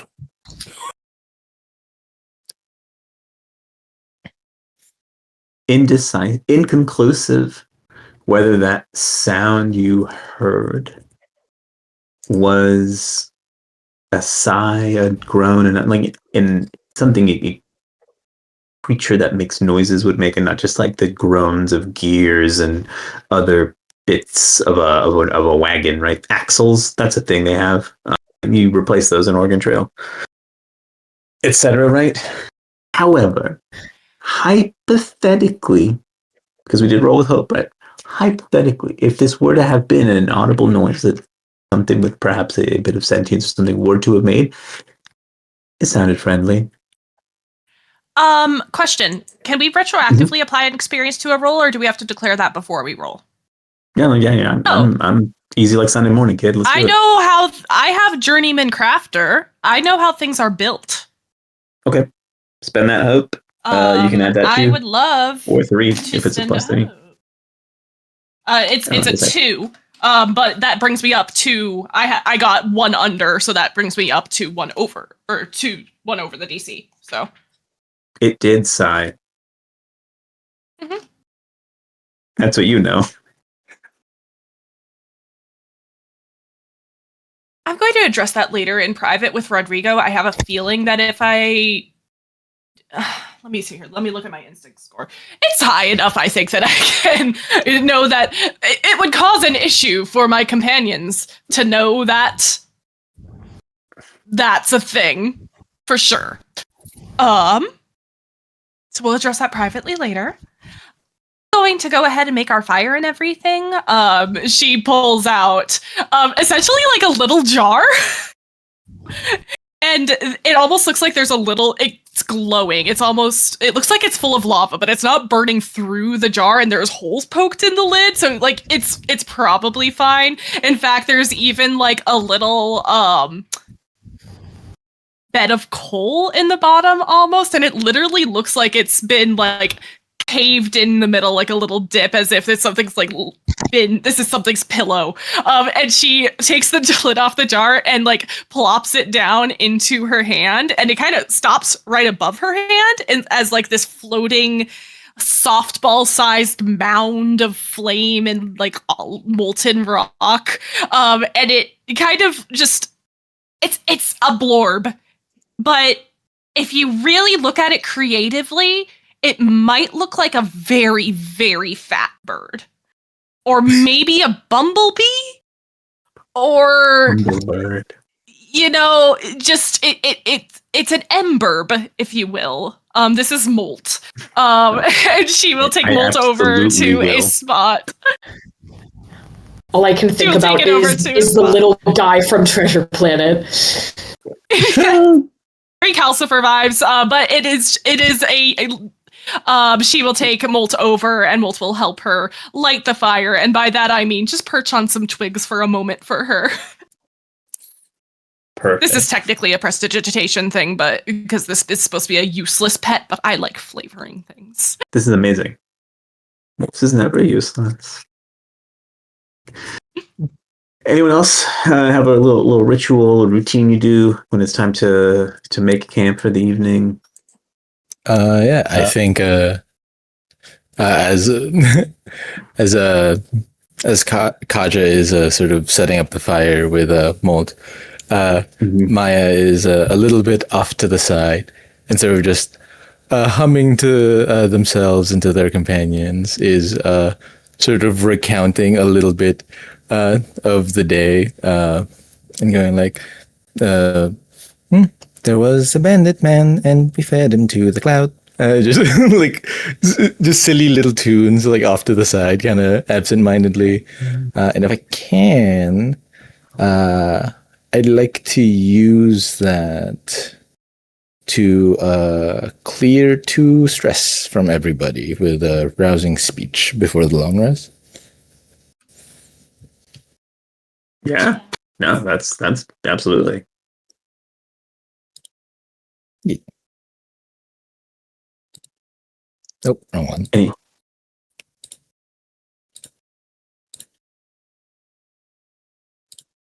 I think Extra had one.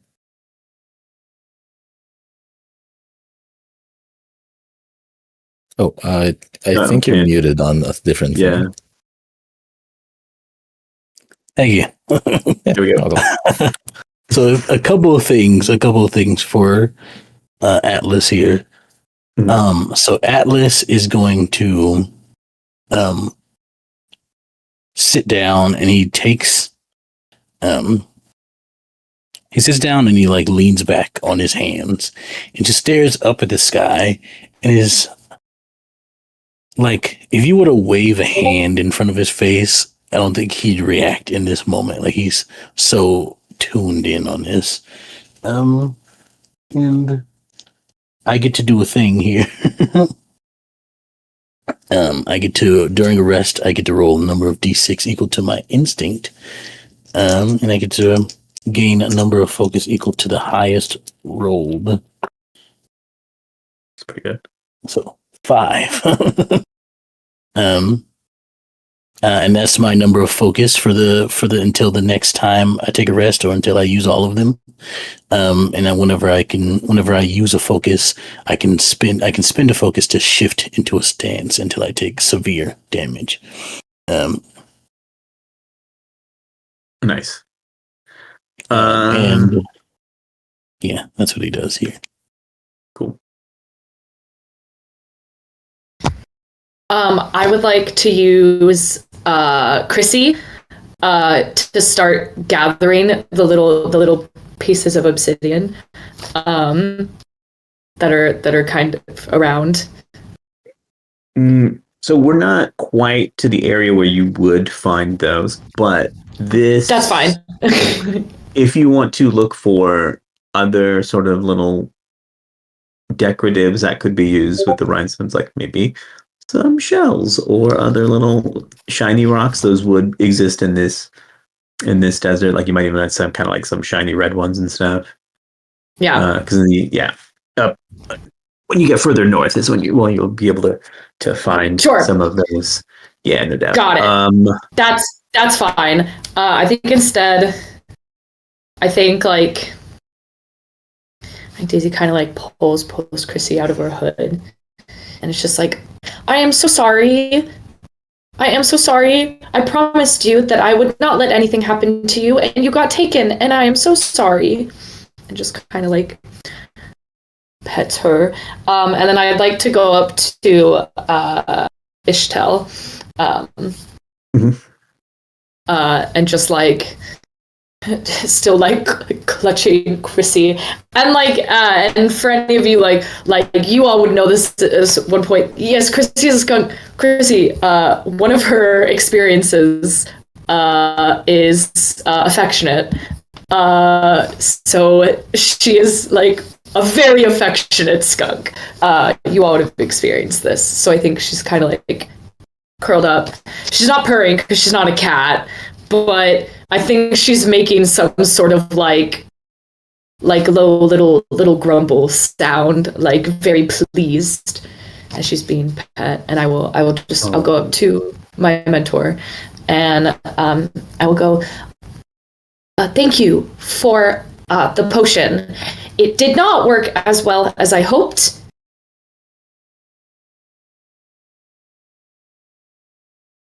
It sufficed, did it not? You have your friend back, and you and our companions retrieved all of our supplies, thankfully. Yes. And the storm was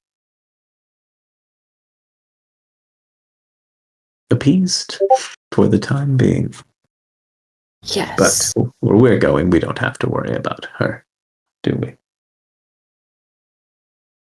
No. Right, yes. You said she was angry. What did you mean by that? Well, she's always angry. Kaja's correct about that. This was different. As if directed. I've encountered the Wanderer before.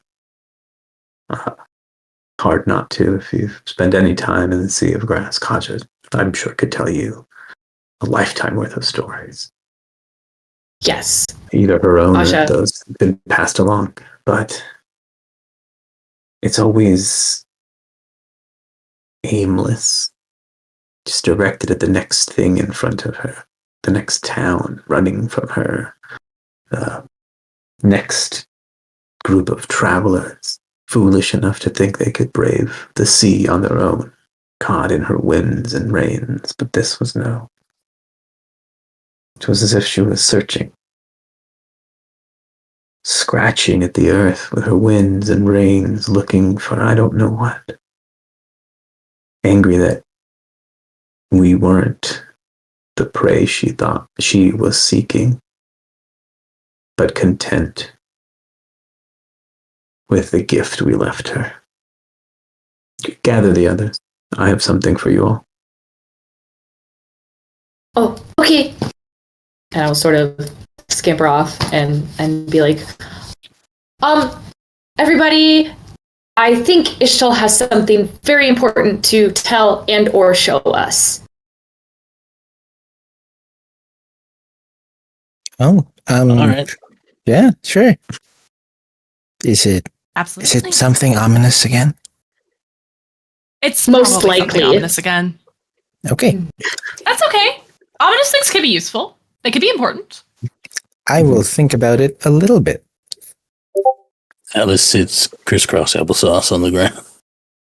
Yeah, Very she's by excited the. about it.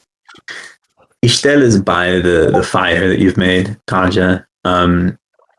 She has several trinkets, items kind of scattered before her. You see her tinkering with things like this every now and then, right?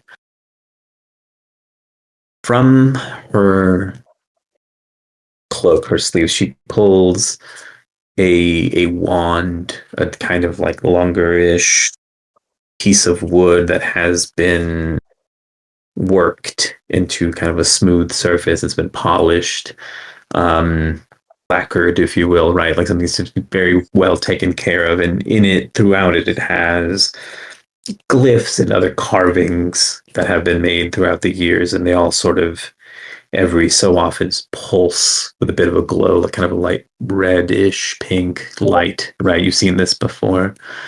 She takes the wand, dips it ever so gently into the fire, and some of it, not quite into it, but just right above, and some of the fire leaps up, kind of swirls around the tip of the wand, and it becomes sort of like an ember. She then takes that and then pulls, in her other hand is holding a dagger. You've all seen her work with this before. Daisy be intimately familiar with her process, right? And she puts the wand to the tip of the dagger, and then as she does, these, similarly to the way the wand is adorned, these unseen or glyphs that were invisible before now begin to glow on the blade, front and back of the dagger, as well as the hilt. She looks at each of you, and she looks at the items before her, and she says, "Choose."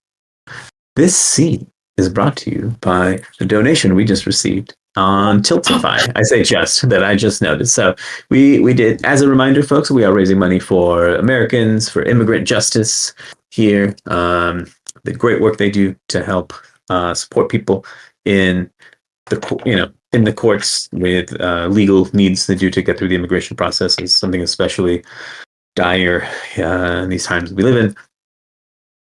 We received a $50 donation, which is super cool. Gets us a tenth of the way to our $500 goal, which it will be running through the end of this campaign. So 5 whole episodes, issues, sessions, whatever you want to call them, to help out if you can, or spread the word, right?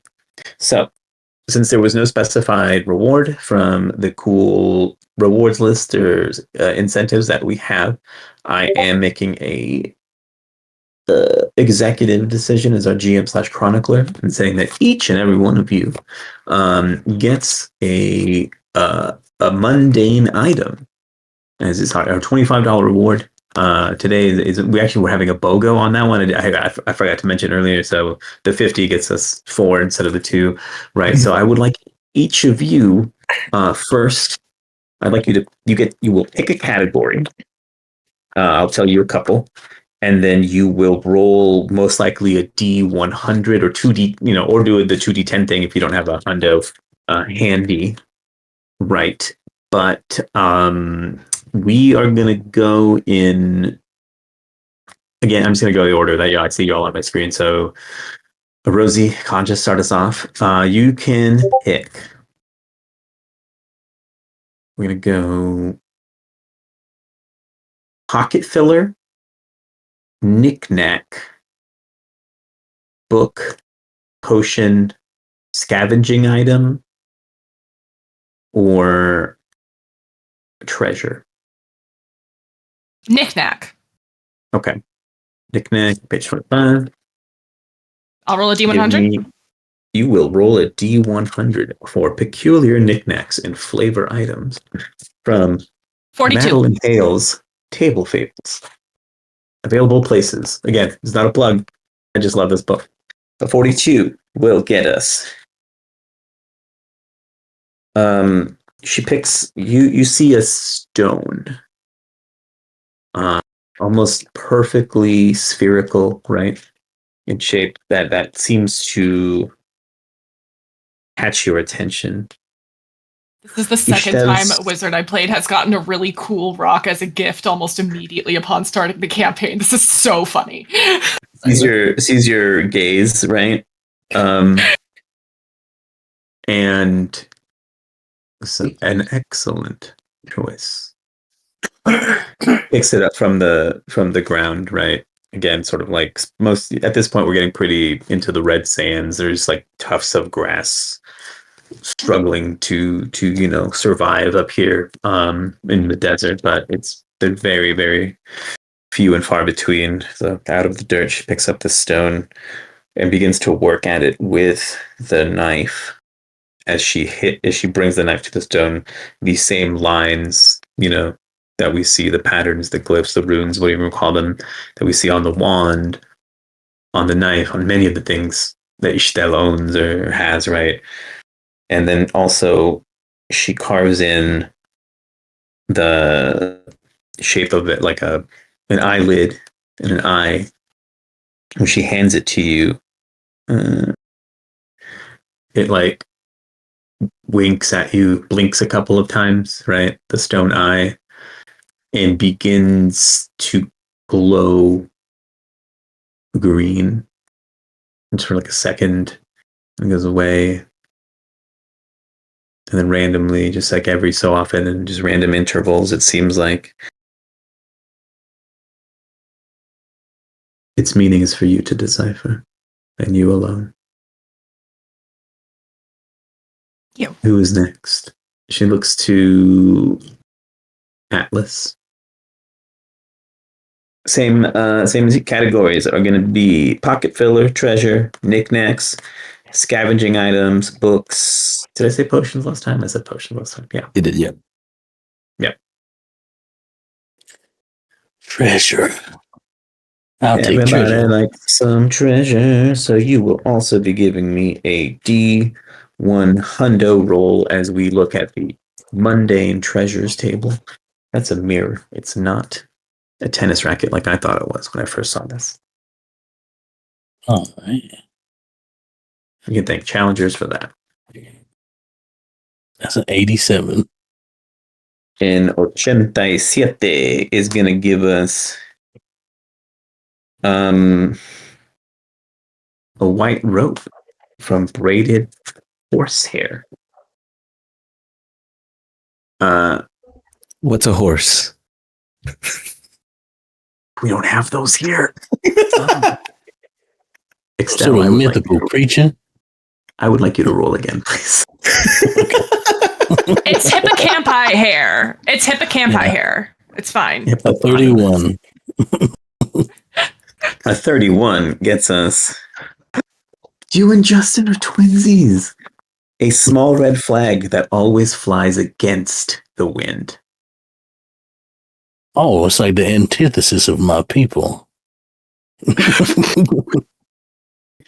She picks it up with it, and then again takes the dagger, and she paints almost, right? It's almost like she's like the tip of the dagger again is like almost on fire. It's like smoking. It's almost like she's using a soldering iron to like carve a magical pattern into the flag.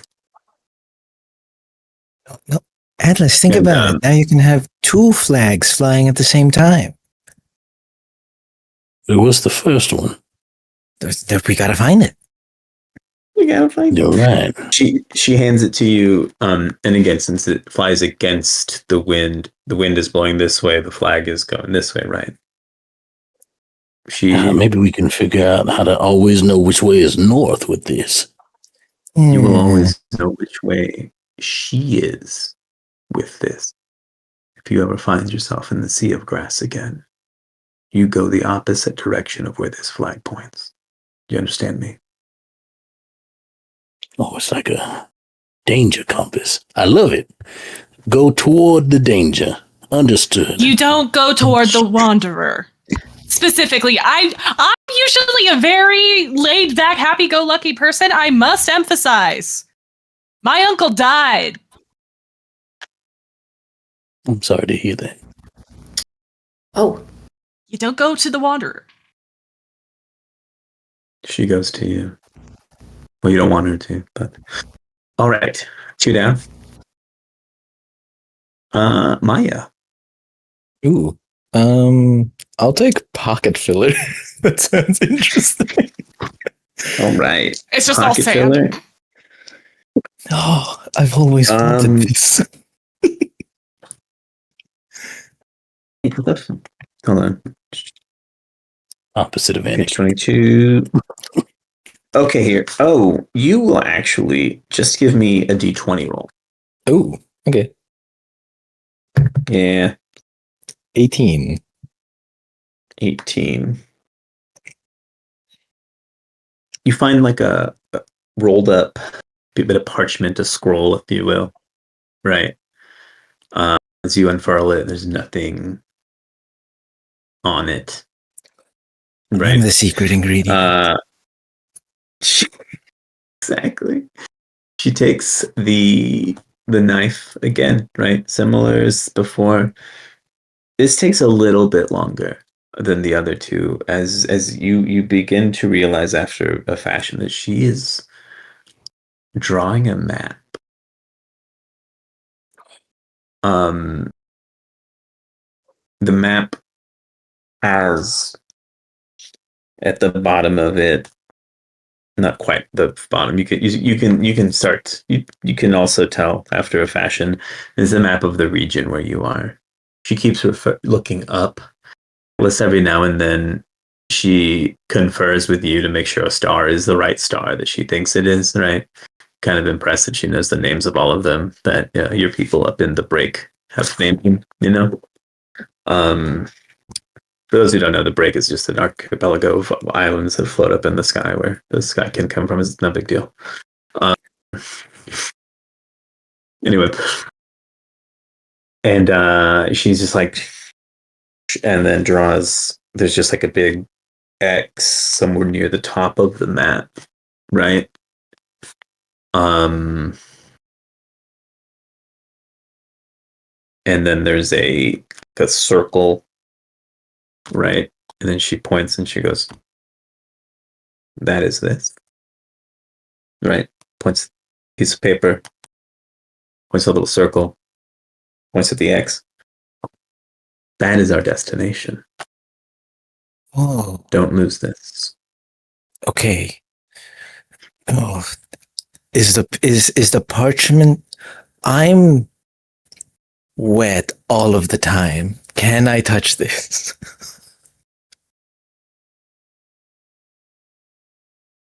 She's she before handing it to you, hastily just like you see kind of like in the desk he has to like he's like trying to put like another little glyph in the bottom corner of the map, right? And it's like you can tell like she gets it like she looks like she gets it wrong or whatever, and takes the wand and kind of like does this with it and then You erases could part of just it. hand it to me after you touch it and I can dry it right away. She's like, I'm almost then she's done, she goes, no, that's fine now. And then you touch it and it doesn't get wet. People don't let me hold paper so often. Ooh. I will say because of whatever she's done to it, every time you do touch the map, your palms get kind of tingly, like almost like they're asleep. Like when you're like your foot's asleep and it starts to wake up or whatever. It's not quite as intense a sensation, but yeah, it's like you get little like kind of pins and needles on your hands as you touch the map. Oh, it touches me back. My God. oh, I did not know a map could do that. I didn't either. If you think about it, anything you touch does touch you back. That's how touching works. Oh. So the ground cool, is right? touching me back? The ground is touching you right now. It's a two-way touch.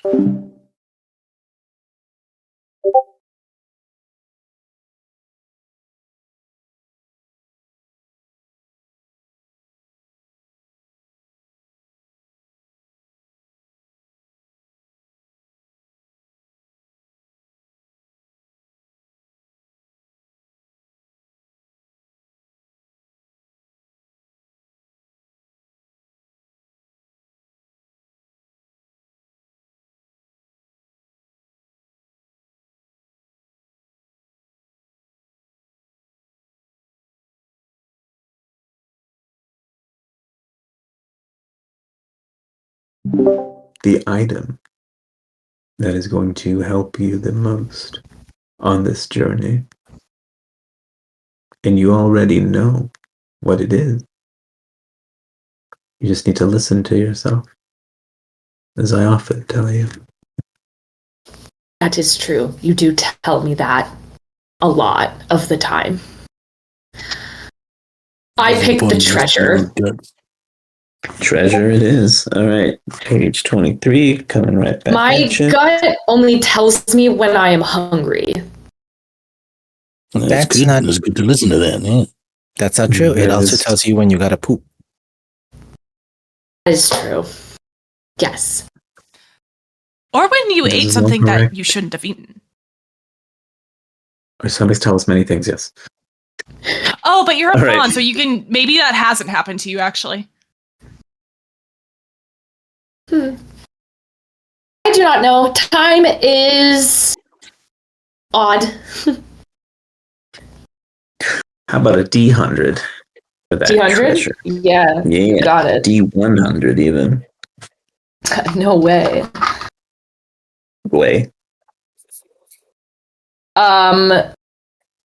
70. 70.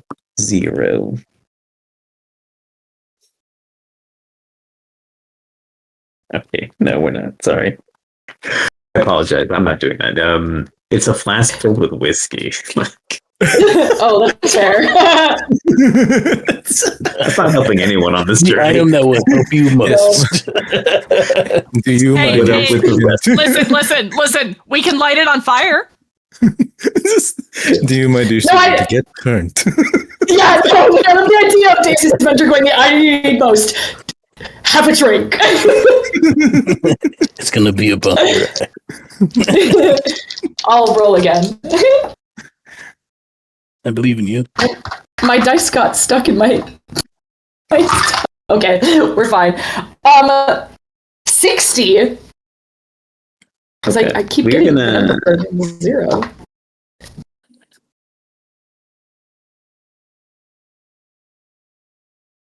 It's worse. No, so I'm making what am I saying? 60. If you don't like it, just use number 61. It's No, I know, whiskey right? with horsehair. It is actually. How did you know? It's a joy.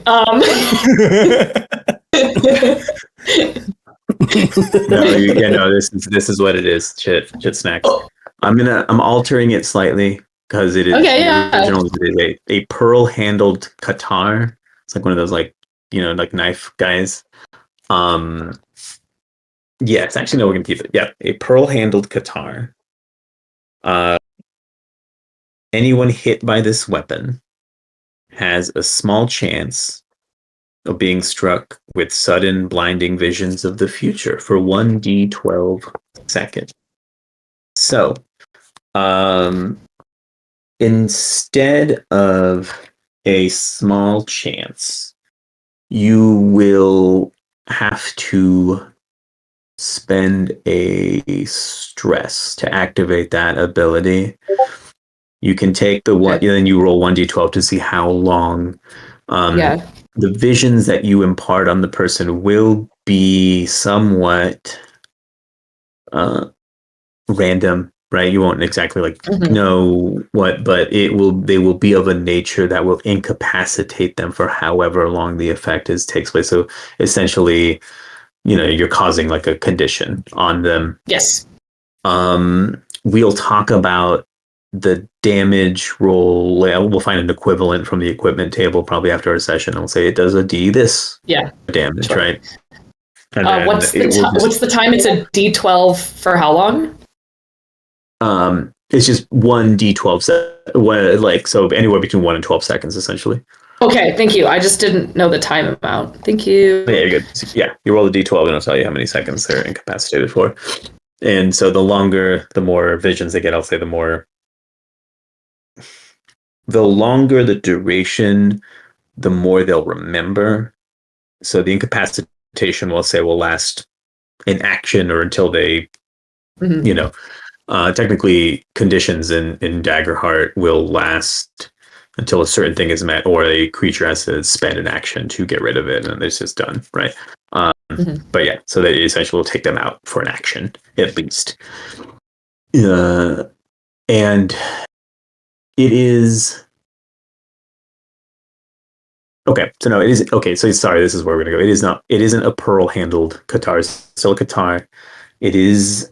You see though, there are certain peoples throughout the land of Eloso who, in lieu of metal and more like kind of what we would expect traditional arms and armaments to be, like, middle age style, medieval style, whatever. Have used other resources and stuff. So this is a blade made of permineralized wood. It's a purposeful process that some people will do. Well, they will magically infuse a living tree to make it essentially as hard as stone, or crystallize it to make it metal, and then they're able to craft materials from these. Are often the process will warp the shape of the tree so that it branches, its limbs, its bark, or whatever are in the form of the weapon, the armor, the building block for the building, whatever. Sometimes you take 4 trees and use them as pillars as a big thing for a building, and once it's raised to the level you want it, you infuse them, and then now they're stone, and then whatever, right? The handle of this guitar, as well as the blade, is of this, so it's almost like kind of a marble quality, right? But instead of seeing like the marbling lines of like you would in stone, you see the rings of the tree where they would be, and it's like sort of this triangle blade that's thin and again hard as metal. The handle itself is made of the same material. Part of it has like kind of a cloth wrap to it. It's got a like a leather wrapper on the handle, so it's easier to flip. And then the sheath that it is handed to you in has a symbol of a snake wrapped around the moon, like a crescent moon. And you would know exactly what this is a symbol of. Okay. She just hands it to you, says, she sees you, she takes the knife and basically just traces the emblem on the sheath, right? The snake and the moon. She hands it to you, like she holds it in both hands and hands it to you, and she says, "You are ready for this." Oh. And she says, "Fine, in a way, right? In a way that only you can hear. Make me proud." Oh. Why am I gonna cry? Oh, it's session 1, Miguel! Okay. Really? I think she was going to say something, and she gets that, and her head kind of snaps up to meet Ishtel's eyes. And she... Daisy has very interesting eyes. They almost change color depending on the time of the day. So in the mornings, they seem like they're a light blue with a tinge of green. As the day goes on and the sun gets brighter, they seem to kind of get golden and hazel. And as the sun goes down, they start to get greener. And then once the sun sets completely, they become like a very dark brown, almost black. And I think there's this look of like surprise in Daisy's eyes, and it's not the typical like very like childlike surprise of like, oh, exciting, a new thing. It's very much like a shocked surprise, and I think Daisy just goes, "Are you sure?" Yes. It is your time. Okay. And I will like put the knife with the sheath onto my belt. And I will sort of take Ishtal's like hands in mine and kind of clasp them. because I know she doesn't like hugs. She does not like that. Daisy has had to learn the hard way. And I will just go, I will do my best not to let you down. You will. That's how I raised you. Now these old bones need a rest. I'm going to retire to my bedroll, but I'm sure you four much to discuss. Hey, Might see what that old fool Rodrigo is up to. Make sure he's not dead. He kind of just says offhand for some reason. hey, guys, I think it's a riddle. 'Cause Kaja, rock, mine, paper, scissors. What does flag mean? That I win. I always thought the name was Boulder Parchment Shears. Hmm. Where did you hear that? That is a good question. I have been to so many places, I do not always remember where I hear things. I've been to somewhere, but I've never heard this before. Oh. Maybe it is just something that was called that back home. That's fair. That's fair. Well, we know it doesn't come from Maya's people because they don't have paper, or a parchment. Well, they might. It just always gets wet. Well, sometimes the ships bring paper, but once they've, the paper is not. Once you give them the business. Does start laughing despite herself at that. That sounds crazy.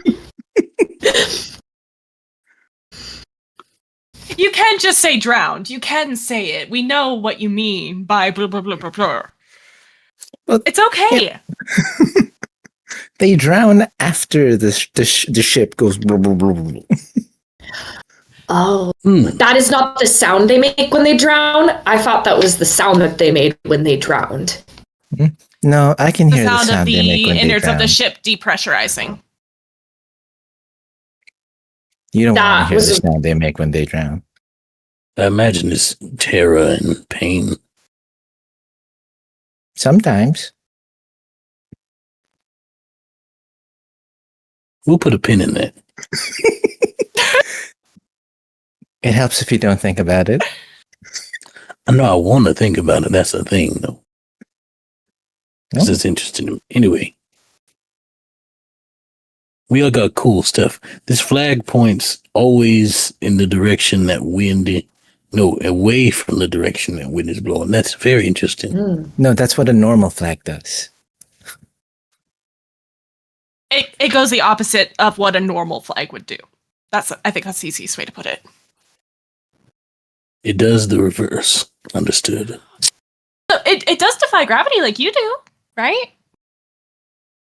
Oh. Yeah, I'm technically not defying gravity, although if you care to find me, look to the western sky. But the point is, I will keep that in mind. I just tell the wind to give me a little push, a little push in the direction. Mm-hmm. And I can also, yes, I can fall at whatever speed I want to, but that's not flying. That's more like gliding or falling with style.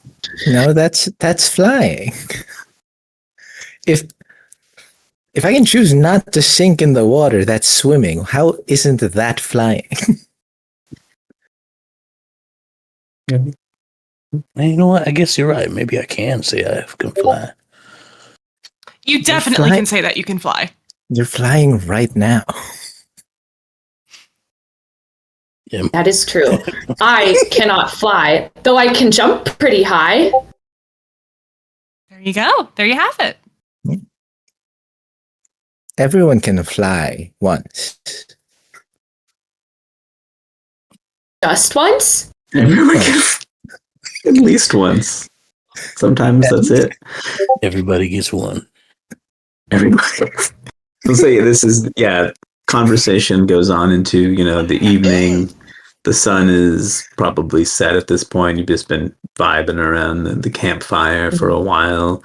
Meal has happened. The whole time Rodrigo again has stayed inside of his little wagonette. Every now and then just like flashes of bright colors kind of come out of there. You're used to it, right? Whatever he does in there is what he does.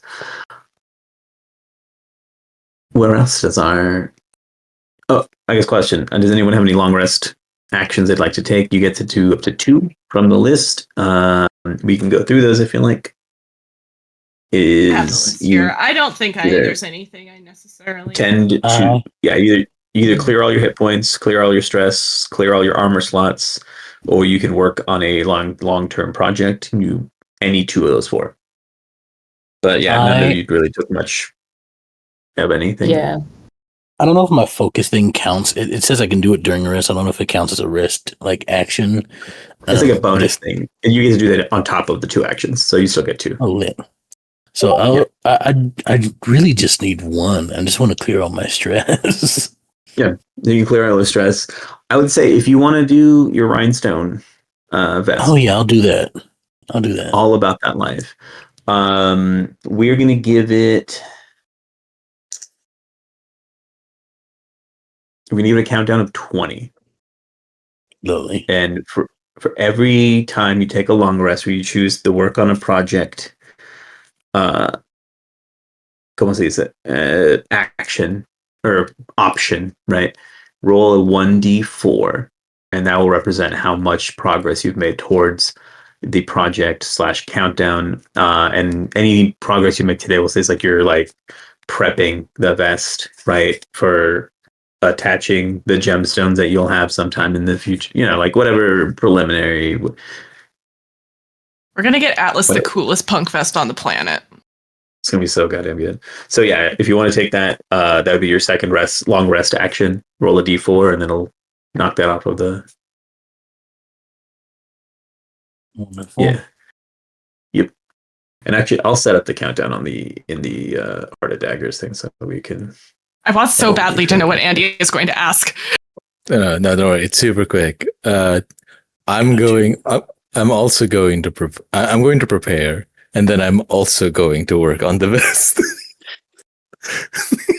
Underwear. It's my underwear. Oh no, it is the vest. We're doing the rhinestone vest. Yeah. No. We're doing the vest. We're doing the vest. I have given you materials to make more of those. I think as like Maya is like helping you with your vest, they do like lean in a little closer and go like, "We'll make the underwear after. They don't have to know." They'll never see it anyway. Exactly. So we're each rolling a d12 towards the vest. I think so, yeah. Maya making a second vest. No, same vest. Okay. A d12 or a d4? What if we made matching D4. bedazzled vests? I was like, Maya's making a matching vest, actually. Yeah. Squad. Yeah, it'll be. We'll do one at a time. Yeah. Yeah. So it'll be a d4 from anyone who wants to use a long rest action to help make this vest. Now, if I help, considering the everything about my character, could it be more than a D4? You can roll a d6. Yay! I got a 2. I got a 3. All right. That is. Oh, I'm already making progress. I'm gonna help with this vest as one of my actions. This is actually a setup for a scene that I want to do. This is actually a great setup for a scene I want to do. Don't worry about it. I got a 5. So we're halfway there, gang. I got a 2.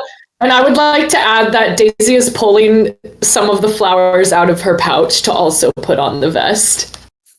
Yeah, I think if we're adding more stuff, I think rather than adding more gemstones, and I don't think these are true gemstones. They have to be glass, right? Because we don't have plastic, and there's Or Right. they're like quartz or something very inexpensive like that. There's no way Hope we're it's covering an obsidian. entire vest in diamonds.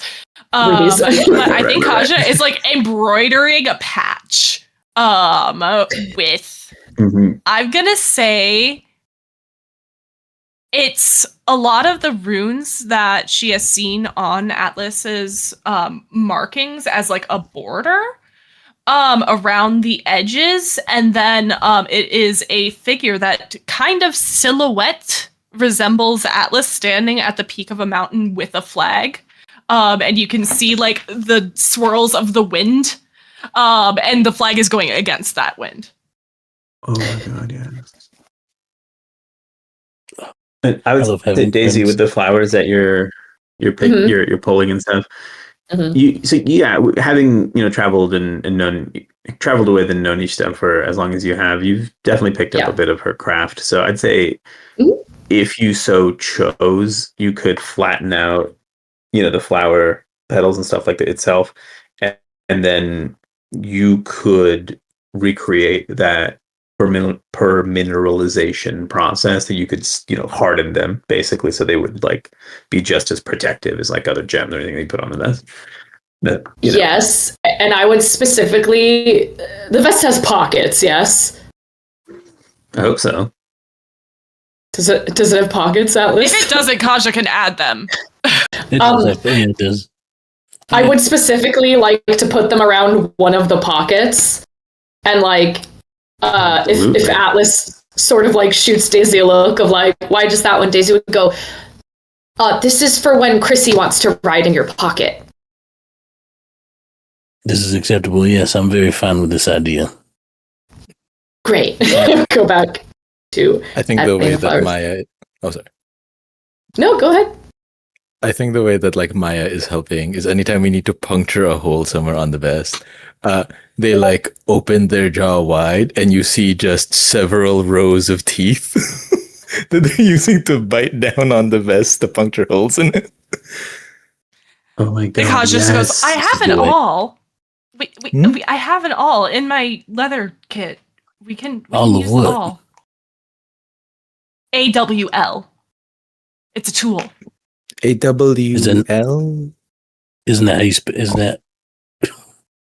I think she means owl, like the bird. Do you No, have it's an a tool owl? that you're not familiar. No, it is a tool that you're not familiar with. That's used typically for leather working, but it can be used Oh. for very thick fabric, like what we're doing here. I also have a knife that we could use if we need to make holes. It's a future knife. Yes. I do not think it would make the vest see visions of the future. But maybe. If it did, and I wore it, would that then make me see visions? Kaja has pulled out a leather roll of tools and has rolled it open alongside her other leather roll of tools that was her embroidery kit. She also has like her leather working tools and all of that. I'm being very generous with my inventory here, Miguel, just for flavor. I hope that's okay. Whatever. Yeah, this is great. I'll let you know. If you don't have someplace. And she just entirely takes the vest out of everybody's hands and it's like, okay, so you can sort the rocks that we're using by color so that we can have just grab the color we want instead of having to search through them, and then keep working on preserving those flowers and trying to think of a third job to help that doesn't involve the actual vest fabric that she's worried is going to get ruined. If we stab it enough times with the knife, maybe it'll see the future where it's a rhinestone vest. And then it'll become that rhinestone vest because it sees it in its mind's eye. It is possible. I do not know the specifications of the knife that Ishtal gave me, and I cannot ask them right now, as disturbing her sleep will make her very grumpy. Maybe we can wait until Ishtal is not asleep before we try the future vest idea. I think, therefore, Right? I am. If it thinks it's a rhinestone vest, it'll be your rhinestone vest. Exactly. Oh, Liz, I could. I'm so sorry. Okay, 1 second. Also, Atlas, if you do really want to see the future, I could stab you with the knife. All right, give it a go. I stab Atlas with the knife. I mean, it's 12 seconds max. It's fine. And I will spend a stress. Yep. Great. Let me just roll this d12. This is worth it. Honestly, I'm gonna let this happen. I'll heal you after. Don't worry about it. 9. So you see the future for 9 seconds. Atlas, what do you see? What do I see? Let's call this a. Okay, yeah, we're just gonna say it's got equivalent damage as knuckle blades. They're tier 2 primary weapon. Typically, the attribute is strength, but you can use whatever your primary is agility. Yes, correct. Use it, then it's agility. And it does a d6 plus 6. Oh my god, that's nasty. D6 plus 6 damage. Oh wow. I don't think she needs to roll to hit because he's just standing there. Yeah. No. This is damage. It'll be the damage roll. You roll. That's 11. Okay. And you rolled 2d6, right? 2d6? Right, because your presence, or sorry, your proficiency is 2 at tier 2. So you always roll your proficiency. So if it's 1, you roll 1d, whatever. If it's 2, you roll 2d, whatever. If it's 3, so you will roll 2d10 plus 6. If you roll a 10 on either of those, you get to roll a third damage die. I'll be fine. Actually, sorry. I just kill Atlas. I'm actually going to edit that. That's a normal trait of the knuckle blades. Since this has the see the future trait, we're going to strike that. So that doesn't exist. It's just 2d10 plus 6, and then they see the future and are stunned. 2d10 plus 6, and then I add my plus 2 on top of that. Hold on. I think for agility. No, actually, because some weapons you do. On some of them, it'll do like plus whatever. Wait, magic plus yeah. Plus 3 physical, plus 3. Let me get back to you real quick. I crit. It's okay. I can heal him. I'm sure I'll be totally. Oh, you stabbed him in the kidney. Oh, that's right in the kidney. It happens all the time. I think I was trying to aim for the shoulder, and I imagine you're probably taller than Daisy. I think she aims for the shoulder, but accidentally, hits her kidney. Hey, how does a crit on an attack and Daggerheart work again? So you do your damage roll. Okay. And then you add the maximum potential value of the damage. So you start with 26, and then you roll, and then that's that. What's your biggest damage threshold? 27. 27. Okay, that's not as bad as I thought it could be. Okay. I've got good unarmored stuff going on here. Oh, well, no, yeah, what I mean is this good. is probably not going to instantly kill you. Probably. We're gonna say okay. So I start with 26 because that's the maximum. Mm-hmm. And then I add the dice that I roll. Do I add the plus 6 again or no? All right. I have to do math. You got 5 armor also. I don't know if this counts. 38. Okay. So a 38 is above the severe damage threshold, which means Atlas would take three points of damage. Atlas, you can choose to use one armor point, or so you would take one off of your 5. You'd be at 4 until I your can next heal long you. Don't worry rest. about it. Which would take it from a 3 to a 2, because you would go from basically your armor takes it down a tier. You go from severe to major. Severe is 3 HP, major is 2, minor is 1. And then if you I got ever you for take 4, minor damage, so so there you go. Don't waste your armor. I got you for 4 points of healing. So since I know we're what in a Kaz is rest, capable of. totally fine with that. Right as rain. Right before Daisy stabs you, she goes, I am not very good with knives. I am better with my bow. Just stabs you right in the kidney. That's okay. That's why you got 3 of them. Daisy, I think you're good with knives. As the Qatar hits you, Atlas, you go somewhere else. Right? For a second, it's like your consciousness is like pulled back, right? Like kind of like an infinite mirror kind of situation, right? Or whatever. And then you go, and then it's like bits of you where you see are left behind, right? Left in front of you if you pull, and then they all it's like there's a delay, and then all of it comes in and just hits you. And as you recombine, if we will, you're back here, but you're not here. You're here a while from now. It's still the campsite. You think it's later this evening. You're all sitting around the fire. You think maybe Kaja just finished telling a story. It's unclear, right? But as you're hanging out, right, as you're all sitting by the fire, a figure appears, right? You see kind of a black silhouette until someone just falls forward into between you all. It's the archer from earlier in the day, the bandit that had overtaken you, except now his attire is all ripped to shreds. You see what you think are teeth embedded in his arms and his torso and his legs, but they're made of stone. And as he collapses, Atlas, he grabs you.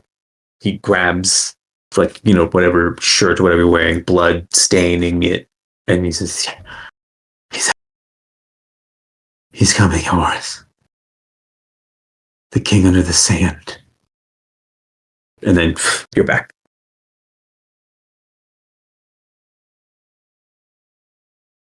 Kaja is applying pressure to the wound. I am so sorry. I did not mean to hit you that hard. No, it's fine. Don't worry about it. Wow, that thing packs quite a punch. I feel sorry for whoever you truly use that against. That's crazy. Real quick, we probably want to get out of here. What? You need to lay down. Real quick. Wait, no, he saw the future. What did you see, Atlas? I did it. It was crazy. Yeah. Quick point of Daisy, would you have told everyone else what the blade actually does? Oh yeah, that's a good point. Oh yeah, just kind of shoot. We've been talking as if we all know this entire time. That's fair. Yeah, I think I wouldn't have explained the symbol. Okay. No, I wouldn't have explained the symbol. I probably would have been like, if any of you had asked about the knife, Daisy honestly probably would have been like, oh, it makes you see the future if you get stabbed. So yes, I think all of you would know. It was during the Boulder Parchment Shears conversation. Exactly. Yes. One of you went, so what does that knife do? And Daisy went, you can see the future. Whoa. Wait, That is does beat is it bad to change the future? Like if I saw something, but then we move away from that, and then that wouldn't happen, which means technically It's going to take me a future. few minutes at least to be able to mend up what just happened to you. So we're going to take at least a few minutes. Is that okay? Sure. I don't know how long into this is going to be. What if the future you saw happen only happens because you saw it happen? And now whatever you choose to do now makes it happen. Well, Listen, this man is bleeding profusely. the future is not set in stone, and there are things that can be done to change the outcomes that someone might see in a vision or prophecy or something like that, especially if it is a bad one.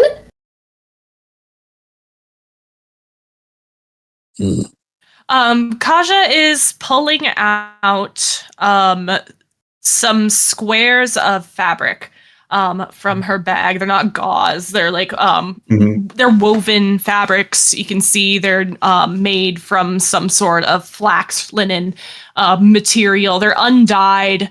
Not something you would typically use as bandages, but I need you to lay down so I can lay this on top of your kidney, Stab. We're going to take a few minutes. That's why I got 3 of them. We don't know how long it is. It's going to be fine. We're going to at least survive until whatever. Oh no, continue. I was just wondering why Sky can have 3 kidneys. It's all the, tricks. I know. It's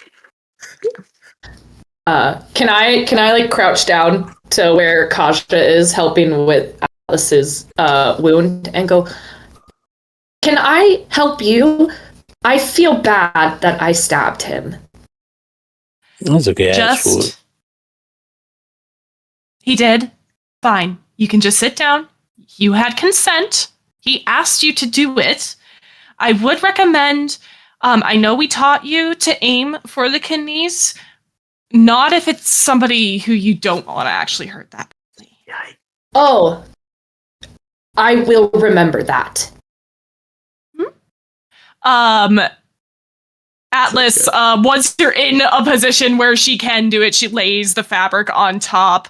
And you can see it gives off almost this, I'm trying to decide what color it is. I think it depends on the situation. In this case, I think it's a silvery green glow from this linen cloth as the wound begins to mend itself.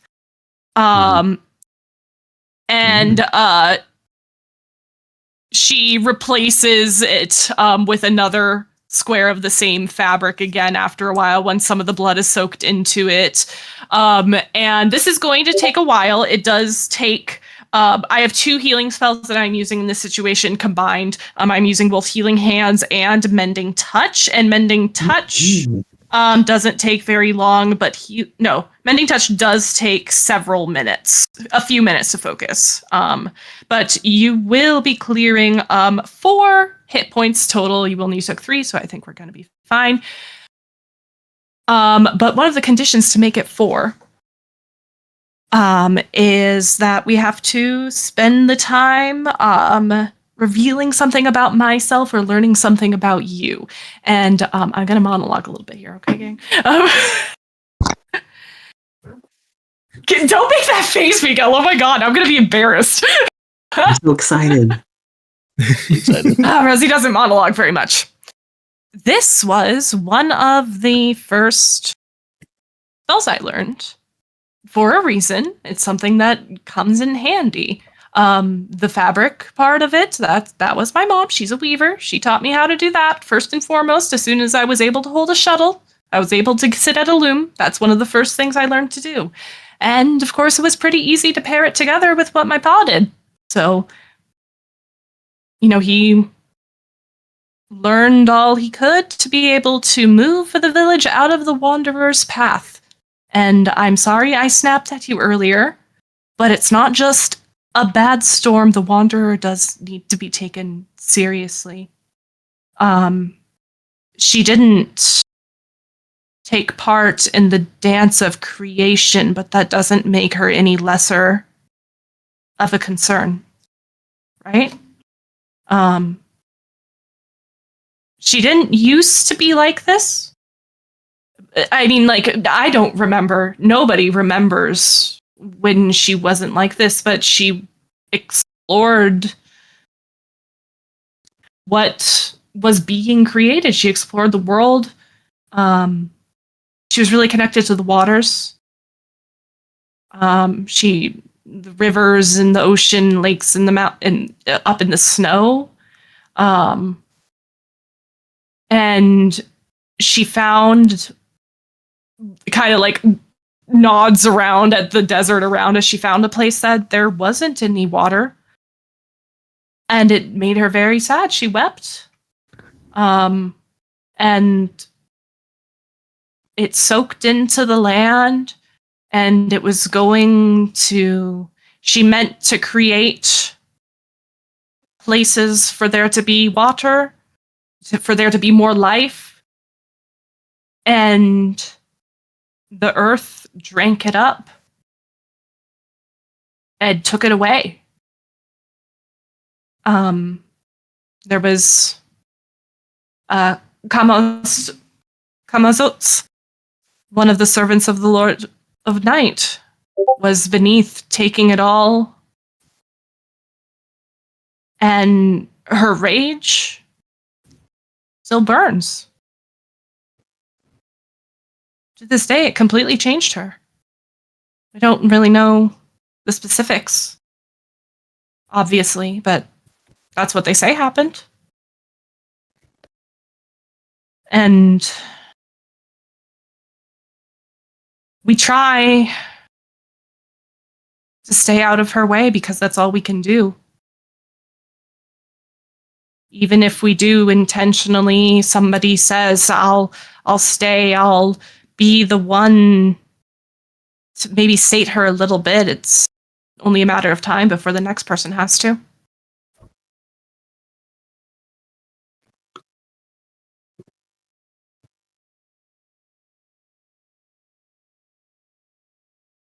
As you finish your story,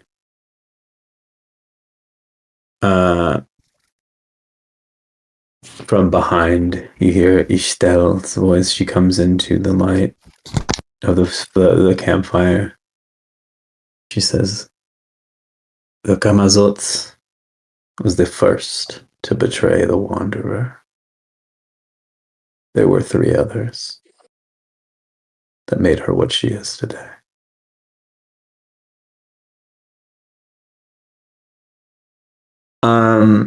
I think Maya, where are you? Yeah, thank you. Perfect timing. I think Maya, as soon as Ishtel sort of walked out to go see what's going on, Maya has moved ever so slightly to try and very badly cover the fact that that in the 5 minutes that she left us alone, we stabbed one of us. I am putting pressure on the wound if Kasha will let me. Yeah.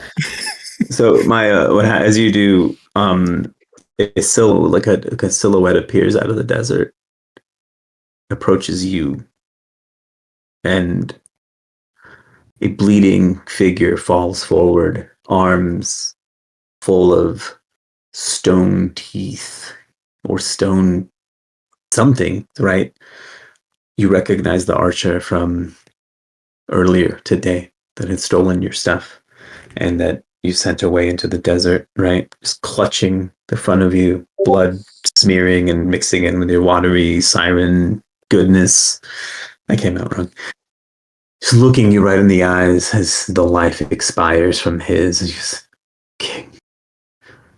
The king under the sand is coming. And that's where we're going to end, folks. Thank you so much for hanging with us this evening, this very first episode of the 4th Betrayal, Riding into the Storm. Episode 1, A Legend of Eloso. I have been the internet's Miguel Classico, our game master / chronicler for this evening. My pronouns are they, he. You can find me all over the internet, wherever social medias are sold, at Miguel_Classico. You can also find me in a couple of nights over on Don't Kill My Character, where we will be premiering The Daring and the Untamed Sea, another legend of Eloso that takes place a few hundred years after this one, but just as much cool, fun, awesome adventures happening. Actually, it's about a group called The Daring, which, spoiler, for those of you who don't know, Rodrigo is the founder of this group. So that out there. So check us out. Don't Kill My Character, where there are always more stories to tell. I would also now love to let the rest of our fabulous cast let us know where else, who they've been, who they've played, and where they can find you. We will be back here in 2 weeks' time. So, folks, tell us where they can find you between now and then. Let's start it with, we'll say Morgan, and then you popcorn it from there. Hello, my name is Morgan, otherwise known as Attack on Morgan. You can find me on Instagram, Twitter, Threads, Blue Sky, all at Attack on Morgan. You can catch me here on alternating Sundays as a part of Fourth Betrayal. So excited, already having the best time. On the alternating Sundays, you can catch me on the Tales Guild channel as a part of Astral Guardians, our Spelljammer D&D campaign, where I play my little guy sorcerer Saren. We will not be playing next Sunday. So catch us back in a couple weeks. You can also find me on the Pick Your Poison Productions YouTube channel. I do a couple things over there. Most notably, on August 9th at Midsummer Scream in Long Beach, California, I will be a part of the Dreadful panel that we'll be doing there, which will be recorded and uploaded after the fact. The theme this year is horror musicals. So we are all theater kids set in Santa Clarita, California. It's going to be really, really fun. I'm very excited. So make sure you keep an eye out for that. Check on that. If you live in the greater Los Angeles area, I am swinging and doing front of house for a show that premieres July 31st through August 2nd at the Jax Theater called Alice Emerson and a Secret of the Old Town Vault. It is a Hardy Boys, Nancy Drew inspired mystery set in the 60s, written by the lovely Madeline, aka the Goose Girl, who you have seen on the channel before, as well as Maria MF Piog, who you've also seen on the channel, is playing one of the leads, and Hannah Lorraine Minute, also seen on the channel, is also in the show. I have very cool, talented friends, so come and check that out. September 11th through October 4th, I am in a very 80s production of Romeo and Juliet, put on by Speak Now Productions, so come and check that. And if you're like, Morgan, I don't live in LA, if you find Speak Now Productions on Instagram or check the website, we are crowdfunding for the show. So you can donate to help us put on the show. And that money will go directly to budget with costumes and set and props and everything like that. I am Gregory House Capulet as well as Paris's Page. And it is a completely gender-bent show as well. So our Romeo is a girl and our Juliet is a boy.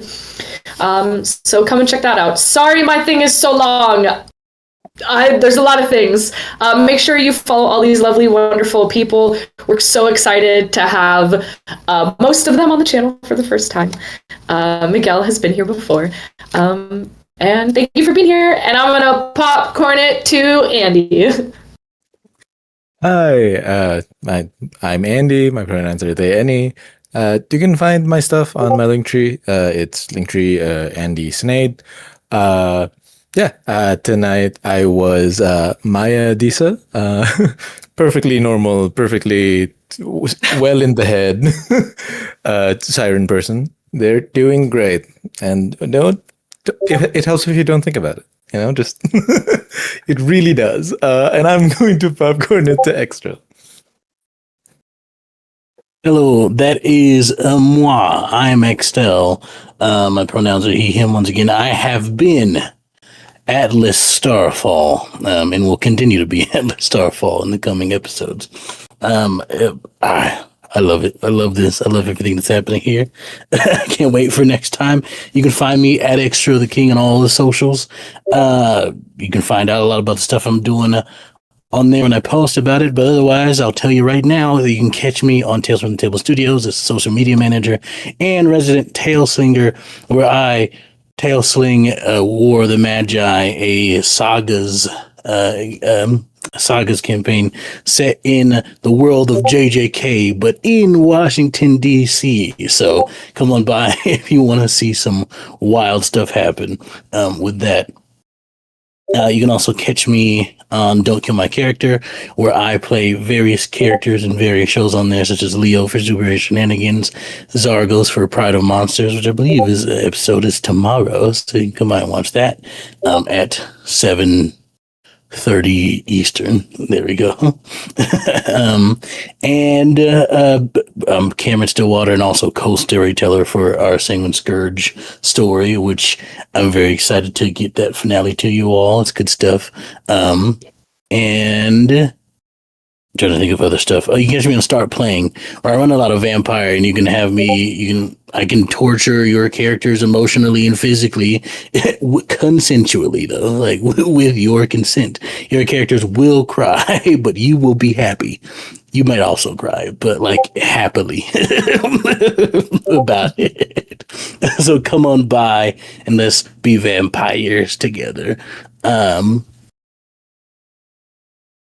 I think that's about all that I can think of right now. Of course, anything else, you can follow me on all the socials. Take it away, Rosie. Hey, that's me. My name is Rosalie. You can call me Rosie or any other shortened nickname of I love nicknames. I use she, her pronouns, and you can find me on all my socials at Rosatyrs, ROSATYRS, like Rosie and Little Goat Folk. Where's my plushie? I forgot to put her back. I usually have a goat behind me. But you smoosh them together, get Rosatyrs. I am the assistant producer Pixie on Don't Kill My Character. I can be found behind the scenes on basically everything that I'm not on screen on at this point. Not tomorrow though, because I'm not available on